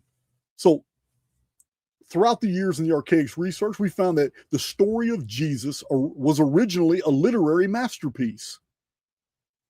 It was during the Roman times that this story was, which was literature, was changed into history. That the person of Jesus seems to be made of a soup of all the best ingredients. Paul, Apollonius, we have Ralph Ellis's very compelling model of Jesus of Edessa. We have so many pieces, like piecemeal attachments to the narrative coming from Mithraism, coming from the Zendavesta, coming from Buddhist tenets.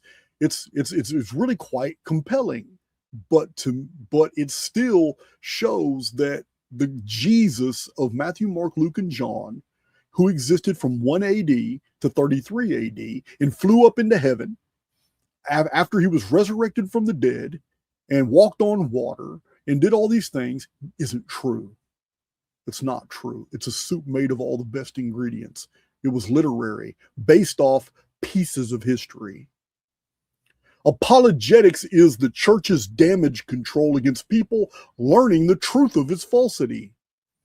The Shroud of Turin is only of a Norman night. It doesn't even go back to the 1st century. The Jewish calendar and the Hebrew year system is a total fabrication. It doesn't date older than 450 years ago. The Crusades, the Christian wars with Islam, Muslims, the Crusades were church, state, and Jewish conspiracies to fleece the wealth from Europeans.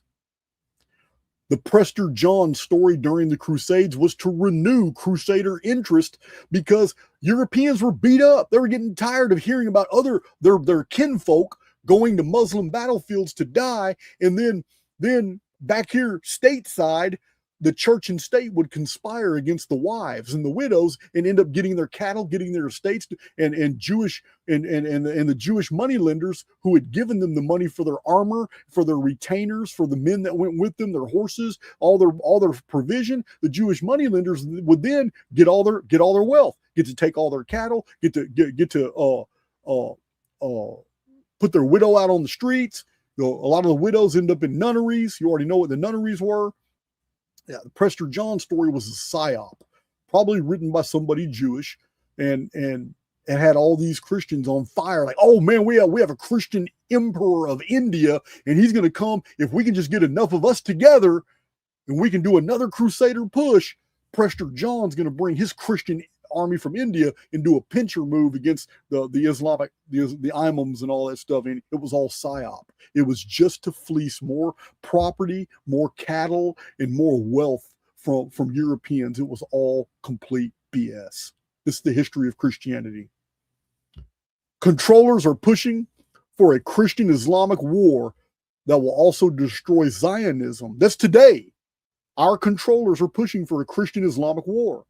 But it's one that will also destroy Zionism publicly while maintaining a hidden Jewish power control structure behind the scenes. In the Archaix research, we have determined that the Old Testament is not old. It's not old at all. It's all ex post facto constructions. A lot of it's borrowed materials. A lot of it's pure invention. We have also determined that the book of Revelation, once you remove the Judeo-Christian elements, the book of Revelation reads just like the Viking Ragnarok. It reads just like the Sibylline oracles. It reads just like the Greek prophecies. It reads just like Mother Shipton's poem, just like Nostradamus's predictions about the future from his date index by Mario reading for the years 2040 to 2047. Nostradamus is very specific. The book of Revelation seems to be its core material. I've got a whole video on it. One of my moderators, please post the video I did showing that the book of Revelation was a Greek composition. Because in that video, I strip away everything Christian and everything Jewish out of it, and we're left with the Sibylline oracles. And what the Sibylline oracles and the ancient Greek prophecies showed was that in the future, there will be two back-to-back destructions by two sky dragons. And in the book of Revelations, literally put all the trumpets to the book of Revelation put 7 trumpets out of one event, and then seven vials of wrath out of one event. And these are two back-to-back destructions that are mentioned in almost every prophetic text in the ancient world. It's a very compelling. When you see everything stripped away, it's like, wow, this is amazing. This reads just like this and this and this and this. It's crazy. It's crazy. It literally looks like somebody took the Sibylline oracles and then added a bunch of Judeo-Christian mumbo jumbo to it. That's what it looks like. Also, we have determined that the Bible is a book of good and evil. Christians want to believe that the Bible is all good. It's not. It has some really sinister stuff in it, as we've shown in Archaix. I have a whole playlist called the Dark Scriptures playlist that goes into detail about this. So, when it comes to the origin of the Old Testament, the origin of the New Testament, how these are all borrowings from other cultures, that Jesus was not an actual historical figure as a son of God, did I make my case or not? It's all in the Dark Scriptures playlist. I'm just asking you, yes or no, did I make my case about the Old and New Testaments not being old, not being historical, and that Jesus is not the Son of God? He was either an ordinary man, or it's all just literary compositions that were all stacked on top of each other. Yes or no, in the Dark Scriptures playlist, did I make my case?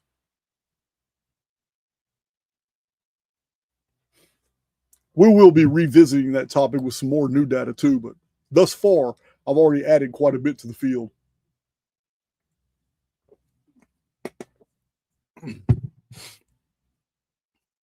Thank you guys. I wish I could just reach out and hug every one of y'all. Some of y'all I might hug for a long time. All right.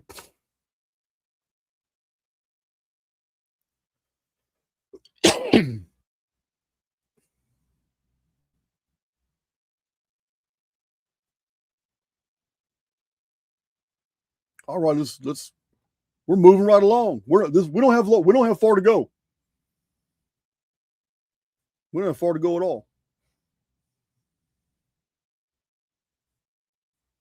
Things are getting flirty. Yeah, man. I'm allowed to flirt. Nobody said I couldn't flirt. All right. So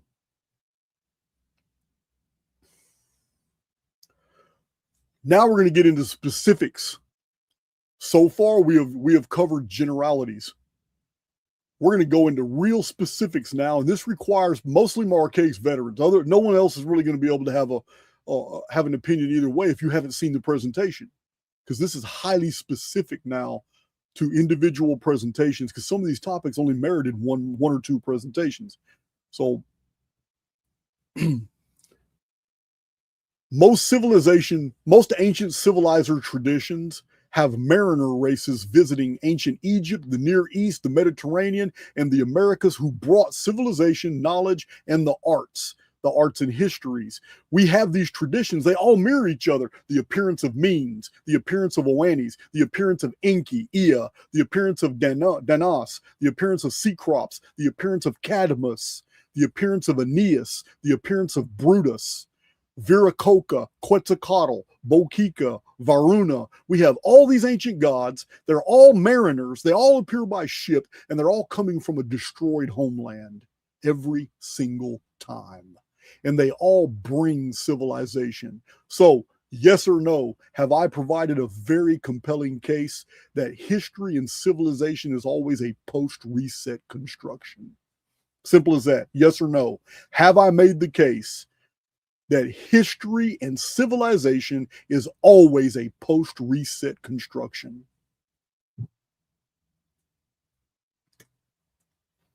Jeff M put a exclamation point on that.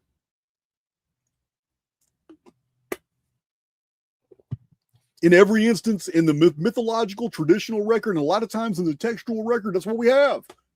Civilization is always brought by a fleet of ships, by a strange guy with a beard coming in, and it's all different time periods. It's all different resets, always escaping a cataclysm in order to build a civilization somewhere else. And the locals always accept them, trade their information for knowledge and all that. So the next one, yes or no. I have 2 videos on this topic, but yes or no. I'm not gonna say, is it true or not? I'm going to say, did I make a compelling case enough for you to accept that the Delphic Oracle, the Oracle of Dodona, the Oracle of Olympia, the Oracle of Didyma, the ancient oracles of the Sibyls were not mystical at all? They were actually a very well-run intelligence apparatus. And I explained exactly how it worked. Did I make my case that all the ancient oracles and how they were operating was actually an intelligence operation?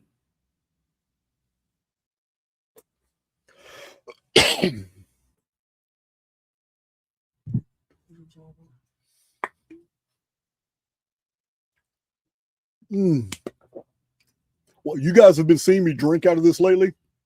So I have all my water is kept for about 12 hours in copper canisters. Once 12 hours or so pass, that water is dumped into my glass jar. I have a whole bunch of glass, all these old milk deals. I have a whole different sizes. This is a small one. Most of them are big milk, half gallons. So all my water is now stored, trying to be as healthy as possible. All my water is now stored in glass, because I heard that I was leaving the copper in there for like days until I got to it. I bought a whole bunch of copper, pure 100% copper containers, and all my water sits in them. Well, somebody had emailed me and told me, man, Jason, you need to remove that water from that copper after about 12 hours. So that's what I do now. They said, just put it in the glass and it's good forever. So that's what I do. That's why you've been seeing me lately drink all this. Even my coffee water, my cooking water, everything now goes through my copper containers and into my glass. Okay, let's move on.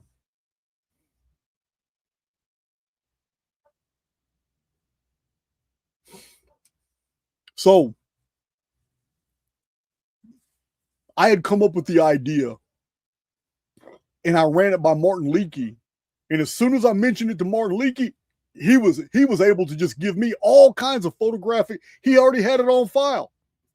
All kinds of photographic evidence showing me that the Great Wall of China was something other than a Chinese wall, and that the crenellations are bullshit. They weren't. It wasn't a defense against a deal, and that it was a wall that was elevated so there would be no disturbances whatsoever going thousands of miles as merchandise was leaving the east and merchandise was leaving the west, and it was being carried by trains. You can call it. I mean, I'm not racist at all, guys, but they were like coolies, Chinese coolies. In local Chinese, they would never leave too far from where they actually lived. So there were one Chinese group of about 100 men, all carrying knapsacks on their back and haversacks that hang over their stomach, and 100 Chinese would follow this guide, maybe 15 towers. Each tower was a Roman mile. And they would go and they would just carry it. It would be a long train coming this way, a long train going this way, and still room in the center for horses and for carts, Roman carts in the center. They're 16 Roman feet wide. So I came up with this idea that, hey man, what if the Great Wall of China was actually Roman construction? And Martin Leakey he just unleashed on me all this data that, hey man, look, all these anomalies here, this may be true. So we looked up Chinese architecture and how beautiful and ornate Chinese stonework was, and none of it was like the Great Wall at all. It was all different types in the interior of China. So I come up with the idea, hey, the Great Wall of China must be Roman. It must have been the Amazon of the ancient world. And if there's evidence of that, we should find that at the end of the wall at the Yellow Sea, there's all kinds of shipping districts, and there was all kinds of quays and docks and all that. But we didn't get that far. Martin Leakey had a picture showing the Great Wall going into the water in the Yellow Sea. So I took that as evidence that I was right. And we did this video together, Martin Leakey and I, and we showed it all. The Great Wall of China was not Chinese. It was of Roman construction, and that it was the Amazon shipping of the ancient world, and that this is how all the opium that we know from the historical record, the rich and elite of ancient Rome and the Roman provincial areas, they had access to badass medicines and opiates. This is how they got them. So all kinds of food, all kinds of, this is how China got a bunch of Roman artifacts in it. So everything was figured out. And then Max Egan was so impressed with the deal on his own. Max Egan and I did a video too on the Great Wall. And we showed more stuff. He had all kinds of stuff, but on his own later, he did another video to show some stuff, and he found satellite imagery of the Yellow Sea where the wall went in, and under the water, which you couldn't see from the photos that Martin had, but under the water, Max Egan found whole entire quays, docking systems, hundreds of ships at a time could have been loaded and unloaded at the end of that wall, basically proving that wall was never a wall. It's an elevated road. And it wasn't to keep the Tartarians out. You couldn't even defend a wall that long. You don't have an army big enough to defend a wall that long. No, it was for local bandits. It was for locals, to keep locals from interrupting the shipping. That's all it was for. It would serve that purpose. It would never defend against an army, because you would never be able to get an army in place fast enough. An invader would have all the time in the world to breach the wall before you could scramble and get armies to defend the wall. It's just stupid. It's not. No wall that big can be defended. So it was what I'm saying is I'm asking you right now, did we make our case that the Great Wall of China was actually like the Silk Road, the Amazon of the ancient world? Did we make our case? Yes or no?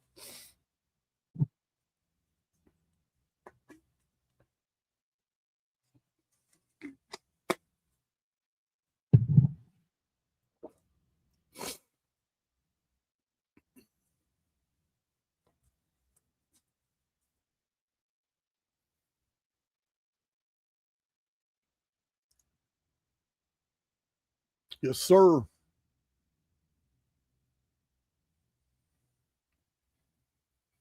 Yeah, Mr. C, that's one of the videos right there, Exploring the World of Make-Believe. Martin Leakey is live. That's what, yeah. I think that's one of the videos we talked about it in too. But I do have actual video which mentions it's called the Great Wall of Rome. That's the title of the video.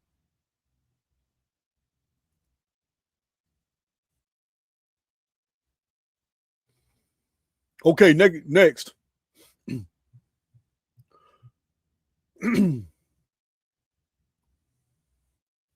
So I'm going to name, because all of these, I'm going to name every one of them right here. So was it intriguing to you when you first heard right here in Archaix, when I was explaining the difference between pyramids? And I know I've made my case on this over and over in my book. Before I ever started a YouTube channel, I explained this in my books. But there was always two kingdoms. There were always two Egypts. In your encyclopedias, YouTubers, Netflix documentaries, everybody's always trying to throw pyramids in the background when they're talking about Egyptian stuff, but they're 450 miles apart, the two kingdoms of Egypt. Pharaohs were buried in the Valley of the Kings way in southern Egypt, which is called the Upper Kingdom. In the Lower Kingdom, that's the only place pyramids are found. There are no pyramids in southern Egypt, where all the great capital cities of Egypt were: Waset, Luxor, Thebes, Karnak. No pyramids, just temples and valleys where they buried pharaohs. The reason for this is the two Egypts is that the Egypt where the pyramids are was half underwater, when the Egypt farther south, where Thebes, Karnak, Waset, Edfu, all those places in southern Egypt were settled during Sumerian times, but they couldn't settle further north on the Mediterranean coast because it was all underwater. This is why we have damage to the Sphinx. It was under the Mediterranean. This is why we have wave damage on the that's clearly visible on the Great Pyramid. Egypt was initially called the Raised Land after an earthquake that brought the whole North African plate up. And this is where we get our historical records about the Triton Sea draining out, creating the Sahara Desert. Ancient geographers claim that all of North Africa was underwater. It doesn't mean that the Mediterranean was higher. It means that the North African plate, which is a fault, had sunk about 300 feet to create the damage on the Sphinx, and to create the damage on the Giza Plateau, and to create an Egypt further south. After the earthquake of 1899 BC, when Egypt became the Raised Land, the Sphinx comes out, but it's missing a head. All it has is a neck stump. The ancient dog is gone. The headdress on the Sphinx is Middle Kingdom, which is 2000 BC, 2.5 centuries after the Great Flood caused by Typhon. Everything makes so much sense. So all I'm asking you right now, all I'm really asking with this question is have you seen in the Archaix research an alternative version of events that makes sense of all the anomalies of Egypt? Yes or no? Have I provided enough data for you to understand that the traditional Egyptological narrative is bullshit, and that we have actual explanations for why there's pyramids in North Egypt, why there's no pyramids in South Egypt, why the Sphinx was damaged, why there's water damage on the pyramid, why the salt crystals were found packed inside the pyramid, why Frederick Norton Lewis found seashells all over the place, all around the Sphinx. Why? The historical record is totally ignored by those who teach anything about Egypt. But in Archaix, have you seen enough data to realize, damn, there are explanations for all this shit and they're totally ignored?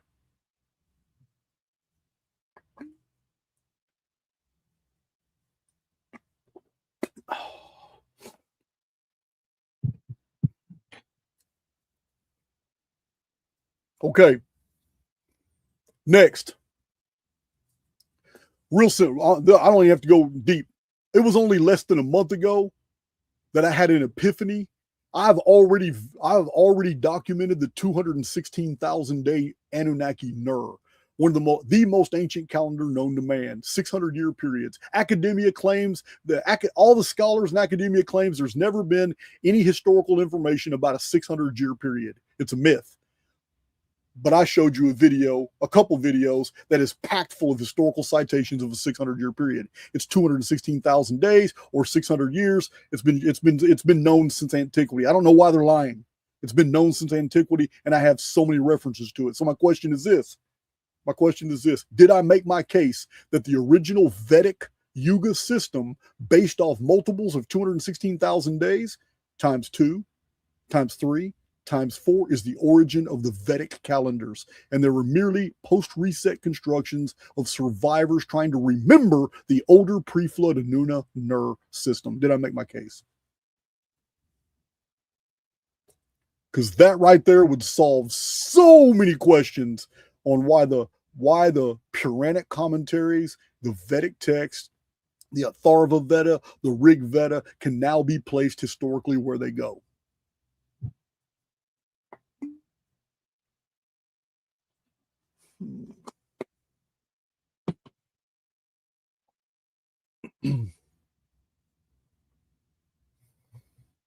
All right.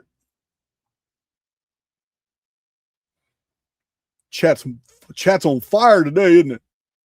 Chat is on fire. Thank you, Plasma State. Chat is on fire.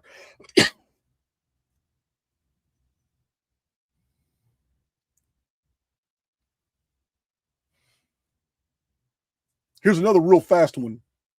Yes or no? Did I make my case that the 646 years of the Dragon Kings, which is dated by Chinese scholars at the 23rd century BC, is the exact same thing as the 7 kings of the Anunnaki, who ruled for 241,200 shars, which is only 670 years.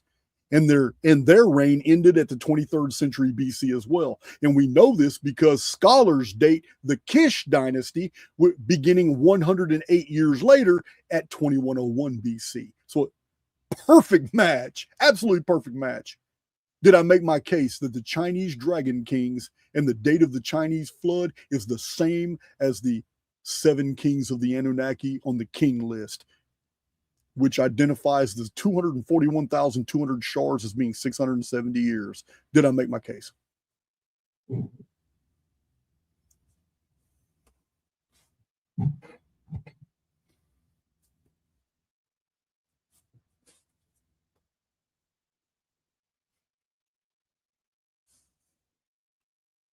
This entire presentation is going to be reformatted and placed on Archaix. I'm redoing my website after I finish Archaix Academy so the public can see this full list we've talked about today.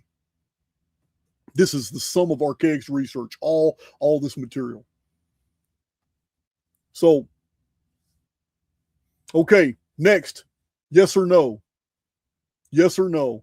Have I made my case in all my books and my presentations that the Anuna, also called the Anunnaki, they're Anuna of Sumer, later after the flood in Babylon, they were called Anunnaki. But the Anuna, the Watchers, the sons of God, the gods of the ancient pre-flood world, were bearded Caucasians. Have I made my case? They are merely post-reset memories of the arrival of bearded Caucasian mariners. The Anuna, the Watchers, the sons of God, they arrived and they traded knowledge for females, because wherever they came from, their civilization got wiped out.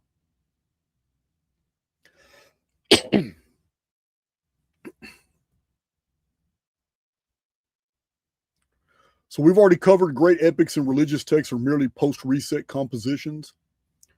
Also in Archaix, we have shown, I'm not going to ask questions for some of these. We've already shown that the official texts that we're told are the truth actually contain disinformation.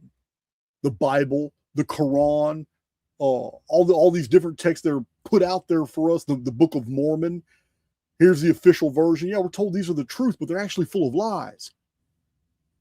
And it's so bizarre because the very organizations and authorities that tell us these books contain the truth and support those paradigms and religions also demonize these other texts that we found in Archaix actually contain the truth. The Dutch Oralind manuscript, the Book of Jasher, Mother Shipton. You guys know the text. Ketub. Oh man, Ketub is awesome. It's awesome. The Necronomicon. That's a surprising one there when we went through that one. I'm telling you, the writings, the mystical writings of Burgoyne. So, have we found that forbidden books actually contain the truth, while the books put out claiming to be factual actually contain the lies? Yes or no? Has that been your experience going through the Archaix material? I'm asking yes or no. Have we found that all the forbidden books and all the hidden books and all the supposedly lost books are the ones that contain the most truth, while all the official books put out are the ones that contain the most lies? Yes, true or false? Yes or no?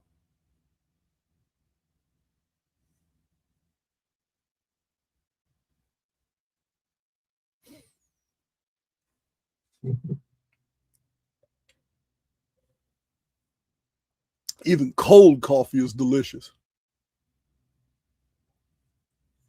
That's gone. All right. So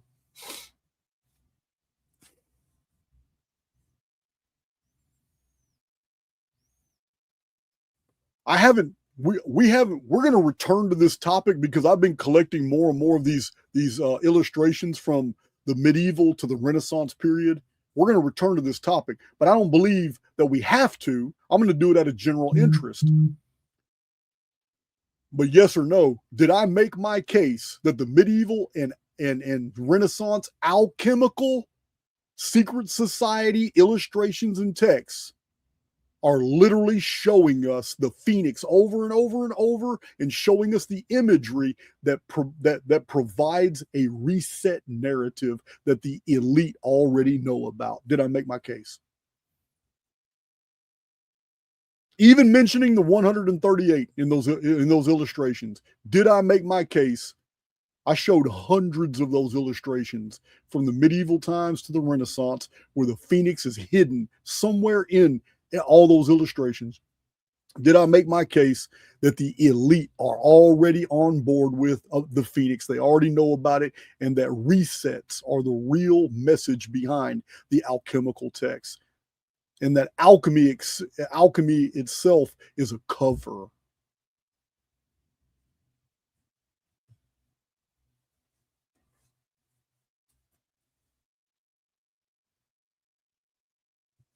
Somebody said I'm gonna get dizzy. Oh man.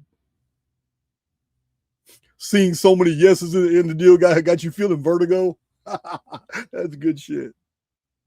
Yeah, man. All right. So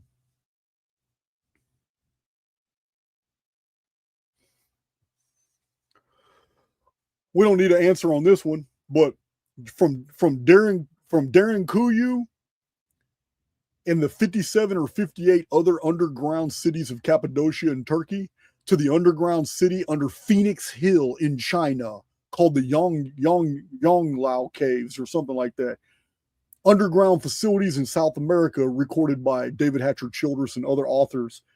We have seen that human populations hid from something in the sky underground, and they were fine. They lived just fine through whatever that phenomenon was. But we see the same thing unfolding today. They don't even hide it anymore. There's congressional legislation that even allocates tax money to build underground facilities, fallout shelters, not for nuclear war, but for something else.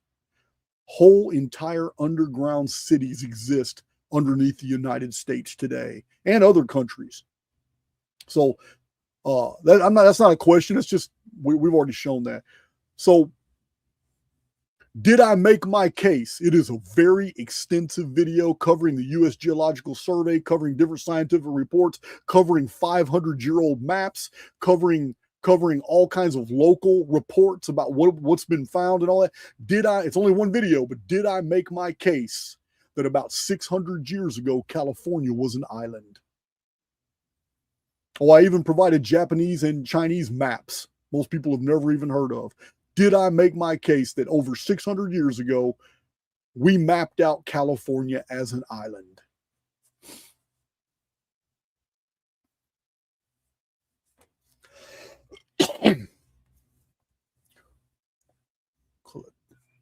We're almost done with this presentation, guys. We got one section left. We got 2 sections left. Probably another 20 or 30 minutes.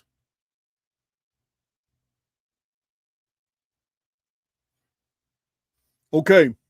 Thank you guys for your support. So,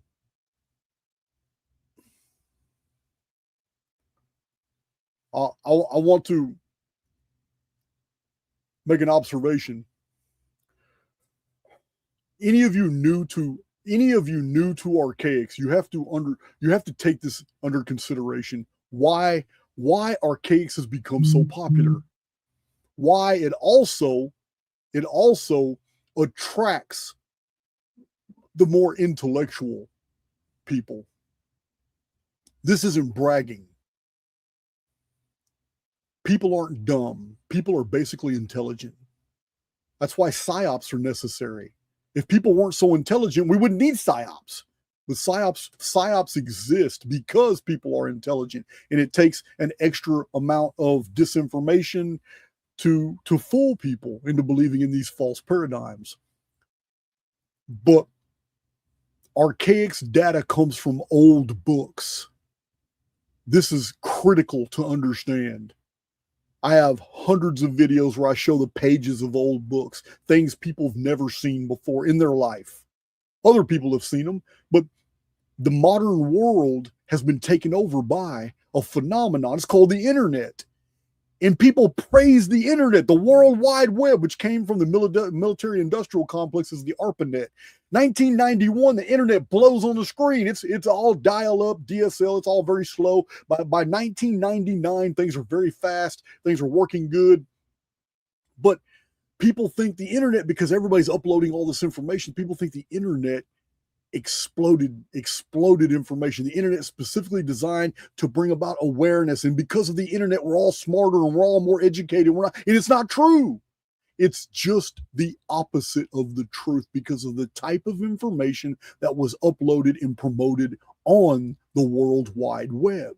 It was the World Wide Web that allowed false paradigms to be so promoted. How do you think Jimmy Corsetti, an idiot, has become so popular? Graham Hancock, another moron. I have no respect for the man. I've gone through his bibliographies. The man is promoting absolute fallacies and fantasies, and no one calls these people to defend themselves. Not Joe Rogan. Joe Rogan's never once asked those guys, "Hey man, why don't you debate this Archaix guy, man? He's really taking your kingdom apart." No, the internet wasn't designed to educate. It was designed to miseducate you. The internet is rife with every false trail in the world, and every entertainment and everything that you could wrap your mind around that will keep you from knowing the actual truths. Really good websites that have really good material are not easy to find because the servers are all pushing all the BS. The internet has not helped you. Old books help you. The value of the Archaix materials because it comes from these old books. But even the old books have to be siphoned through. I don't bring everything from old books to your attention. I can't. 90% of what I come into contact with, I got to discard. It's all BS, but it's still the old books that had less and less knowledge filters. Now, the same thing applied for the printing press in 1440. We already know the story. Coster of Haarlem invented the printing press. His idea, he didn't have the money to back his idea, so his idea was stolen. You already know the story. Gutenberg did not invent the printing press. He just had the money to take the idea and steal it from Coster of Haarlem. So Gutenberg's printing press was very quickly latched on with Jewish financiers who realized what they had here with the printing press. Before the printing press, we had books on amazing topics written by amazing authors, all by hand, handwritten manuscripts all over Europe and the Middle East. But with the printing press, it killed. It was the ultimate tool of censorship because the first 100 years, Torahs, Talmuds, and Bibles were all that was printed. How many books have never come to our generation because the guys that were selecting the books for the printing presses didn't make copies?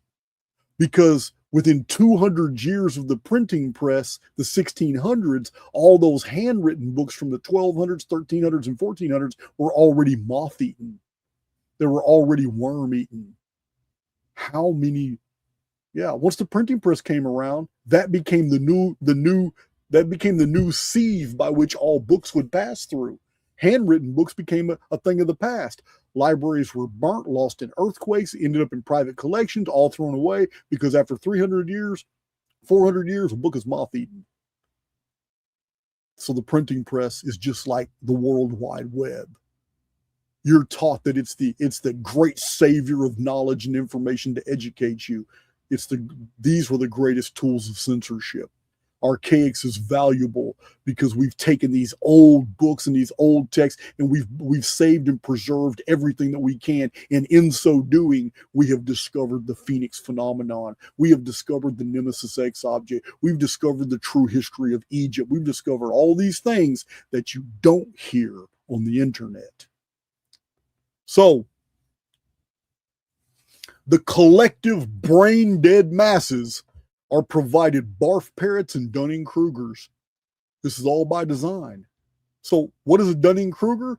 A Dunning-Kruger is somebody who believes they are far more knowledgeable than they are. A Dunning-Kruger is an individual who believes they possess more information than they actually do. Yeah, Dunning-Krugers are like Jimmy Corsetti and Graham Hancock. These are Dunning-Krugers. So the Dunning-Krugers are provided platforms by barf parrots. Barf parrots, these are terms unique to Archaix. We've discussed them many times.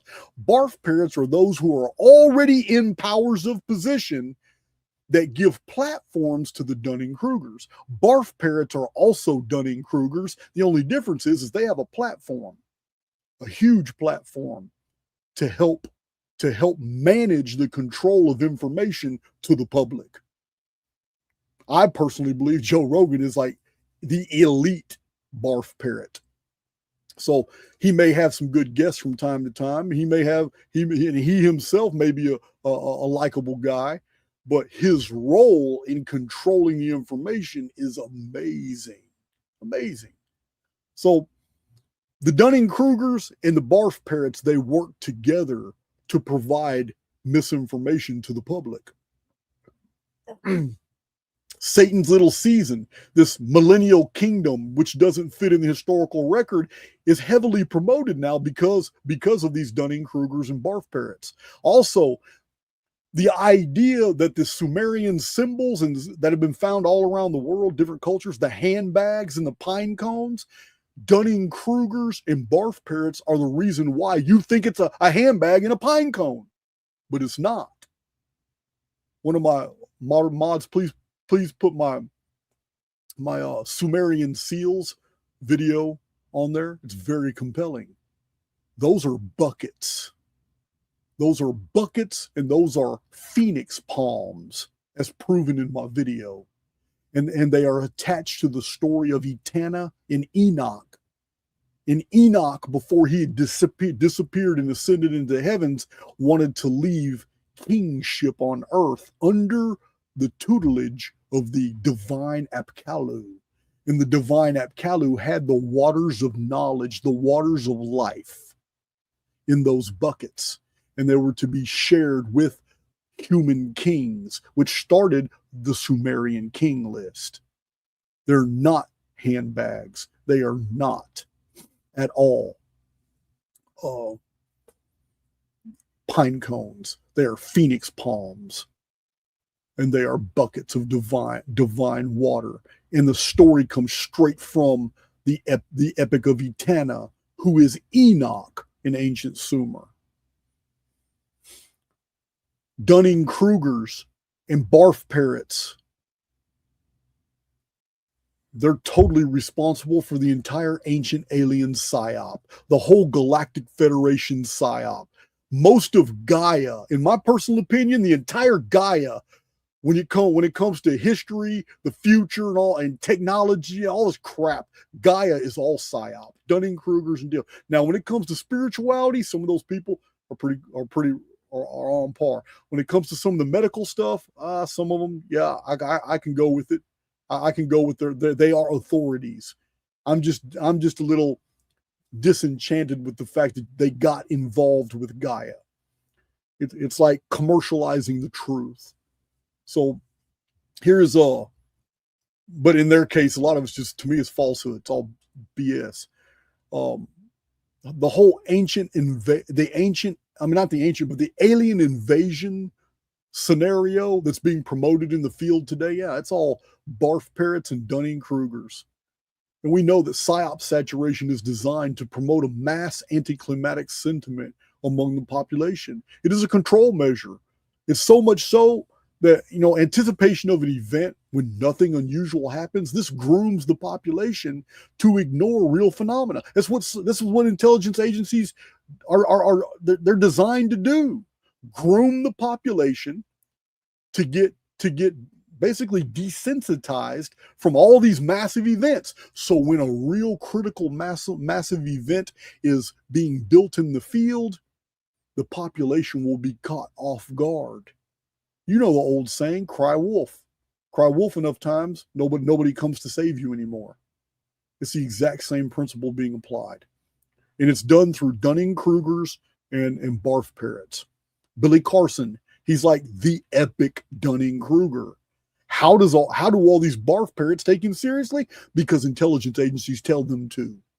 Yeah, there's no one in their right mind, no intelligent trier of fact today is going to sit across a table from Billy Carson and actually think that this man is representing anything of the truth. They're not. So why does he get all these opportunities? Because he signed the contract, like so many other Dunning-Krugers have done. Emerald Tablets of Thoth is total adult fantasy that he promotes. It comes from Doriel's fiction writings from the 1920s. Dunning-Krugers and barf parrots are steadily putting out the false narrative that there was a massive reset in the 1800s, in the 19th century. I've got 2 videos showing you otherwise. We were awesome in the things that we were able to build in the 1800s.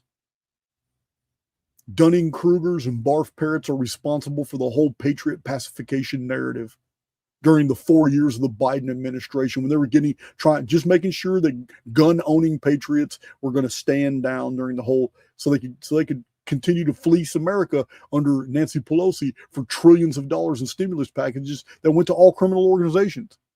Yeah, it's crazy. Dunning-Krugers and barf parrots are responsible for the whole popularization of the Christian Reich. How the Christian Reich took over TPUSA, took over Charlie Kirk's deal, and now this woman going around dancing, and yeah, man, you guys know the story, man. That's all barf parrots and Dunning-Krugers promoting all that shit. Dunning-Krugers and barf parrots, they promote all the NASA, all the CERN shit. Yeah, people actually using NASA data as if it's factual. It's adult fantasy is what it is. You don't believe in the Tooth Fairy anymore. You sure as hell don't believe in Leprechaun with a shiny pot of gold at the other side of that rainbow. There's all kinds of little things like trolls under the bridge you don't believe in anymore. Why? Because you've matured. You've grown. You can now separate fact from fiction. Can you? Because that's what NASA and the CERN do. They create a whole new paradigm for adults to believe in. Adult dumbasses. That's what they do. Like the same adult dumbasses who believe that we sent rovers to Mars.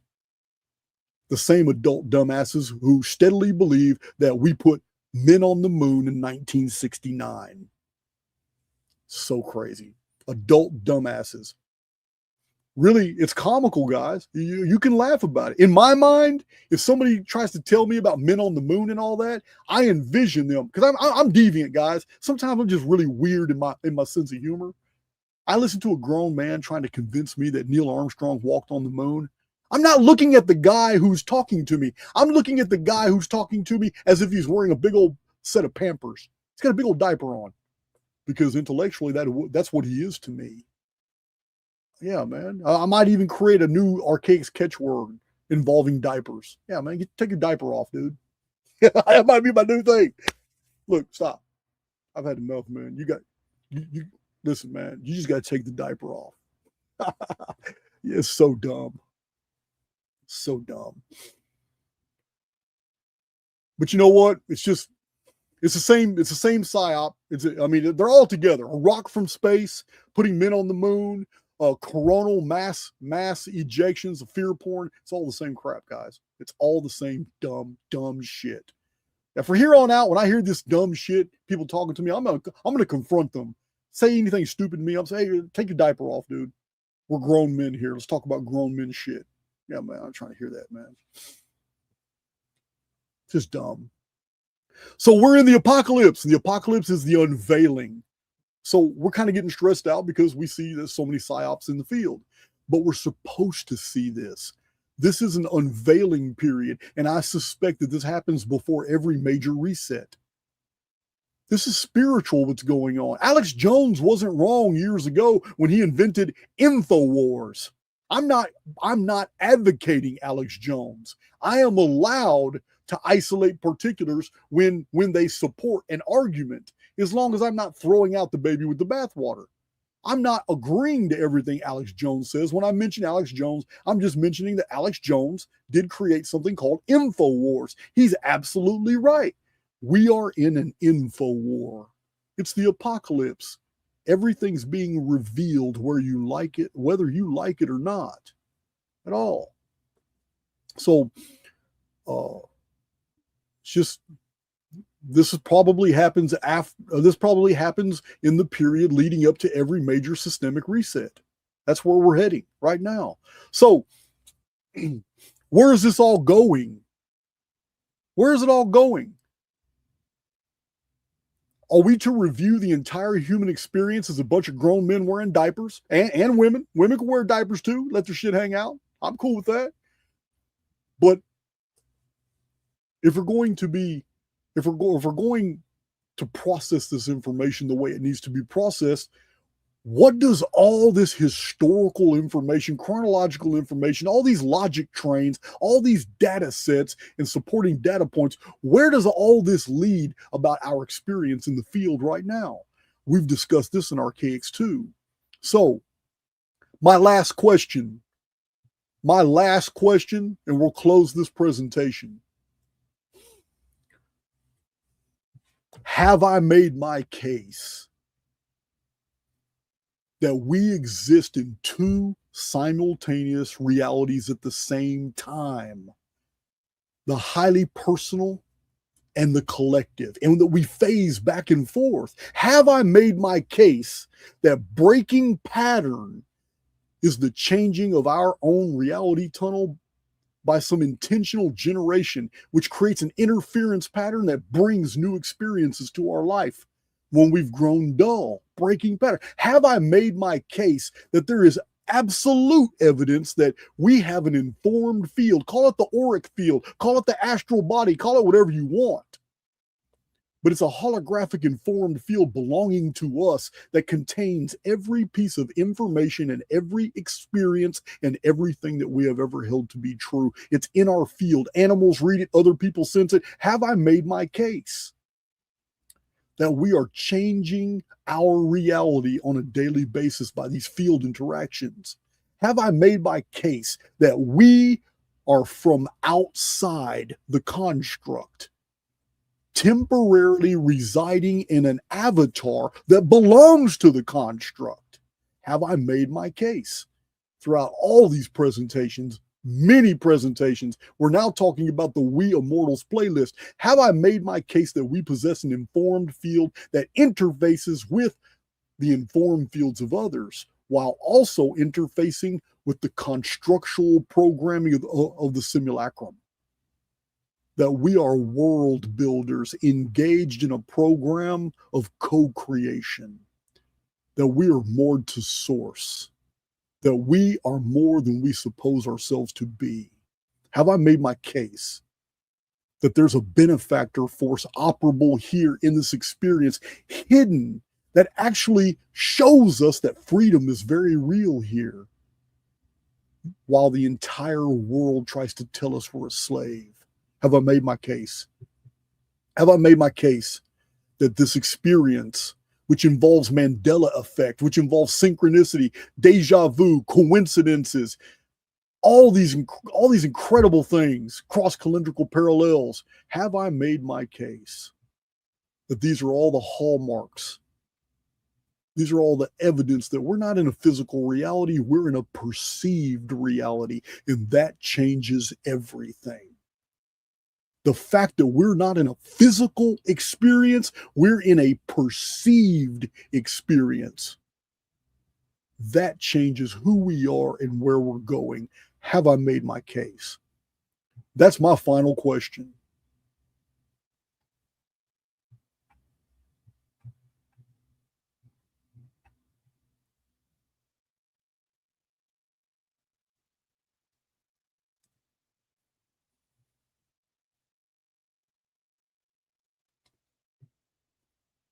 In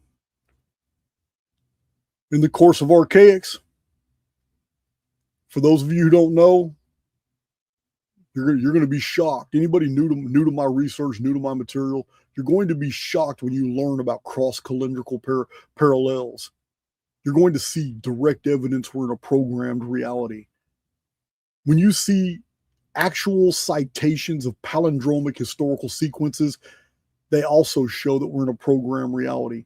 When you see isometric projected events, they also show we're in a programmed reality. Repetitive timelines, I've showed this in many presentations, they will blow your mind.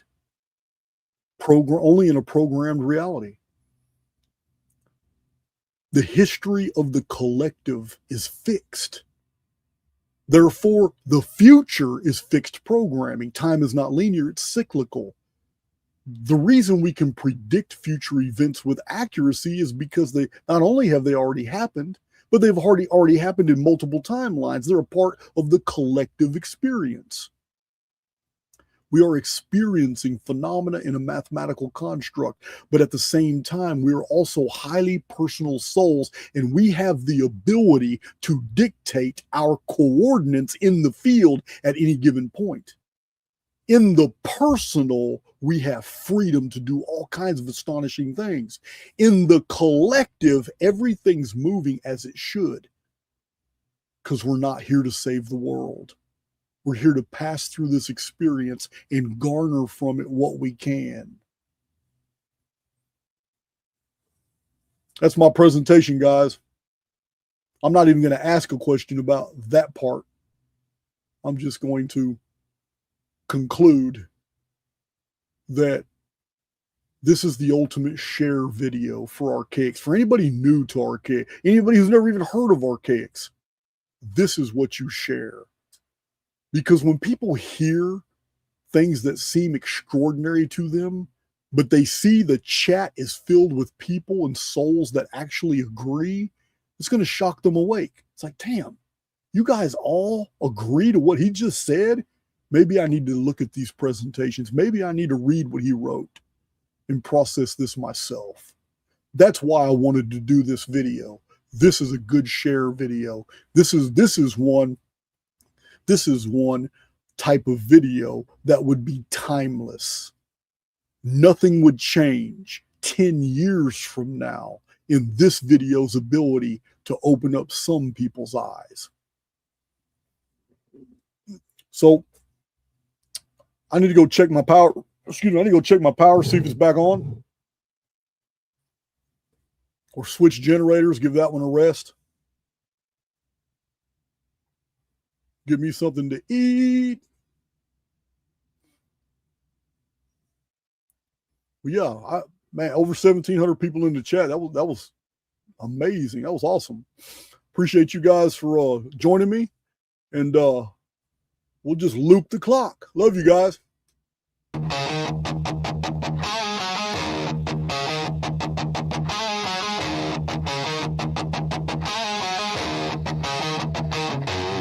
clock spins backward, the hourglass cracks, dust of tomorrow on yesterday's tracks, footprints fading, erased by the breeze. Time's a thief with no apology.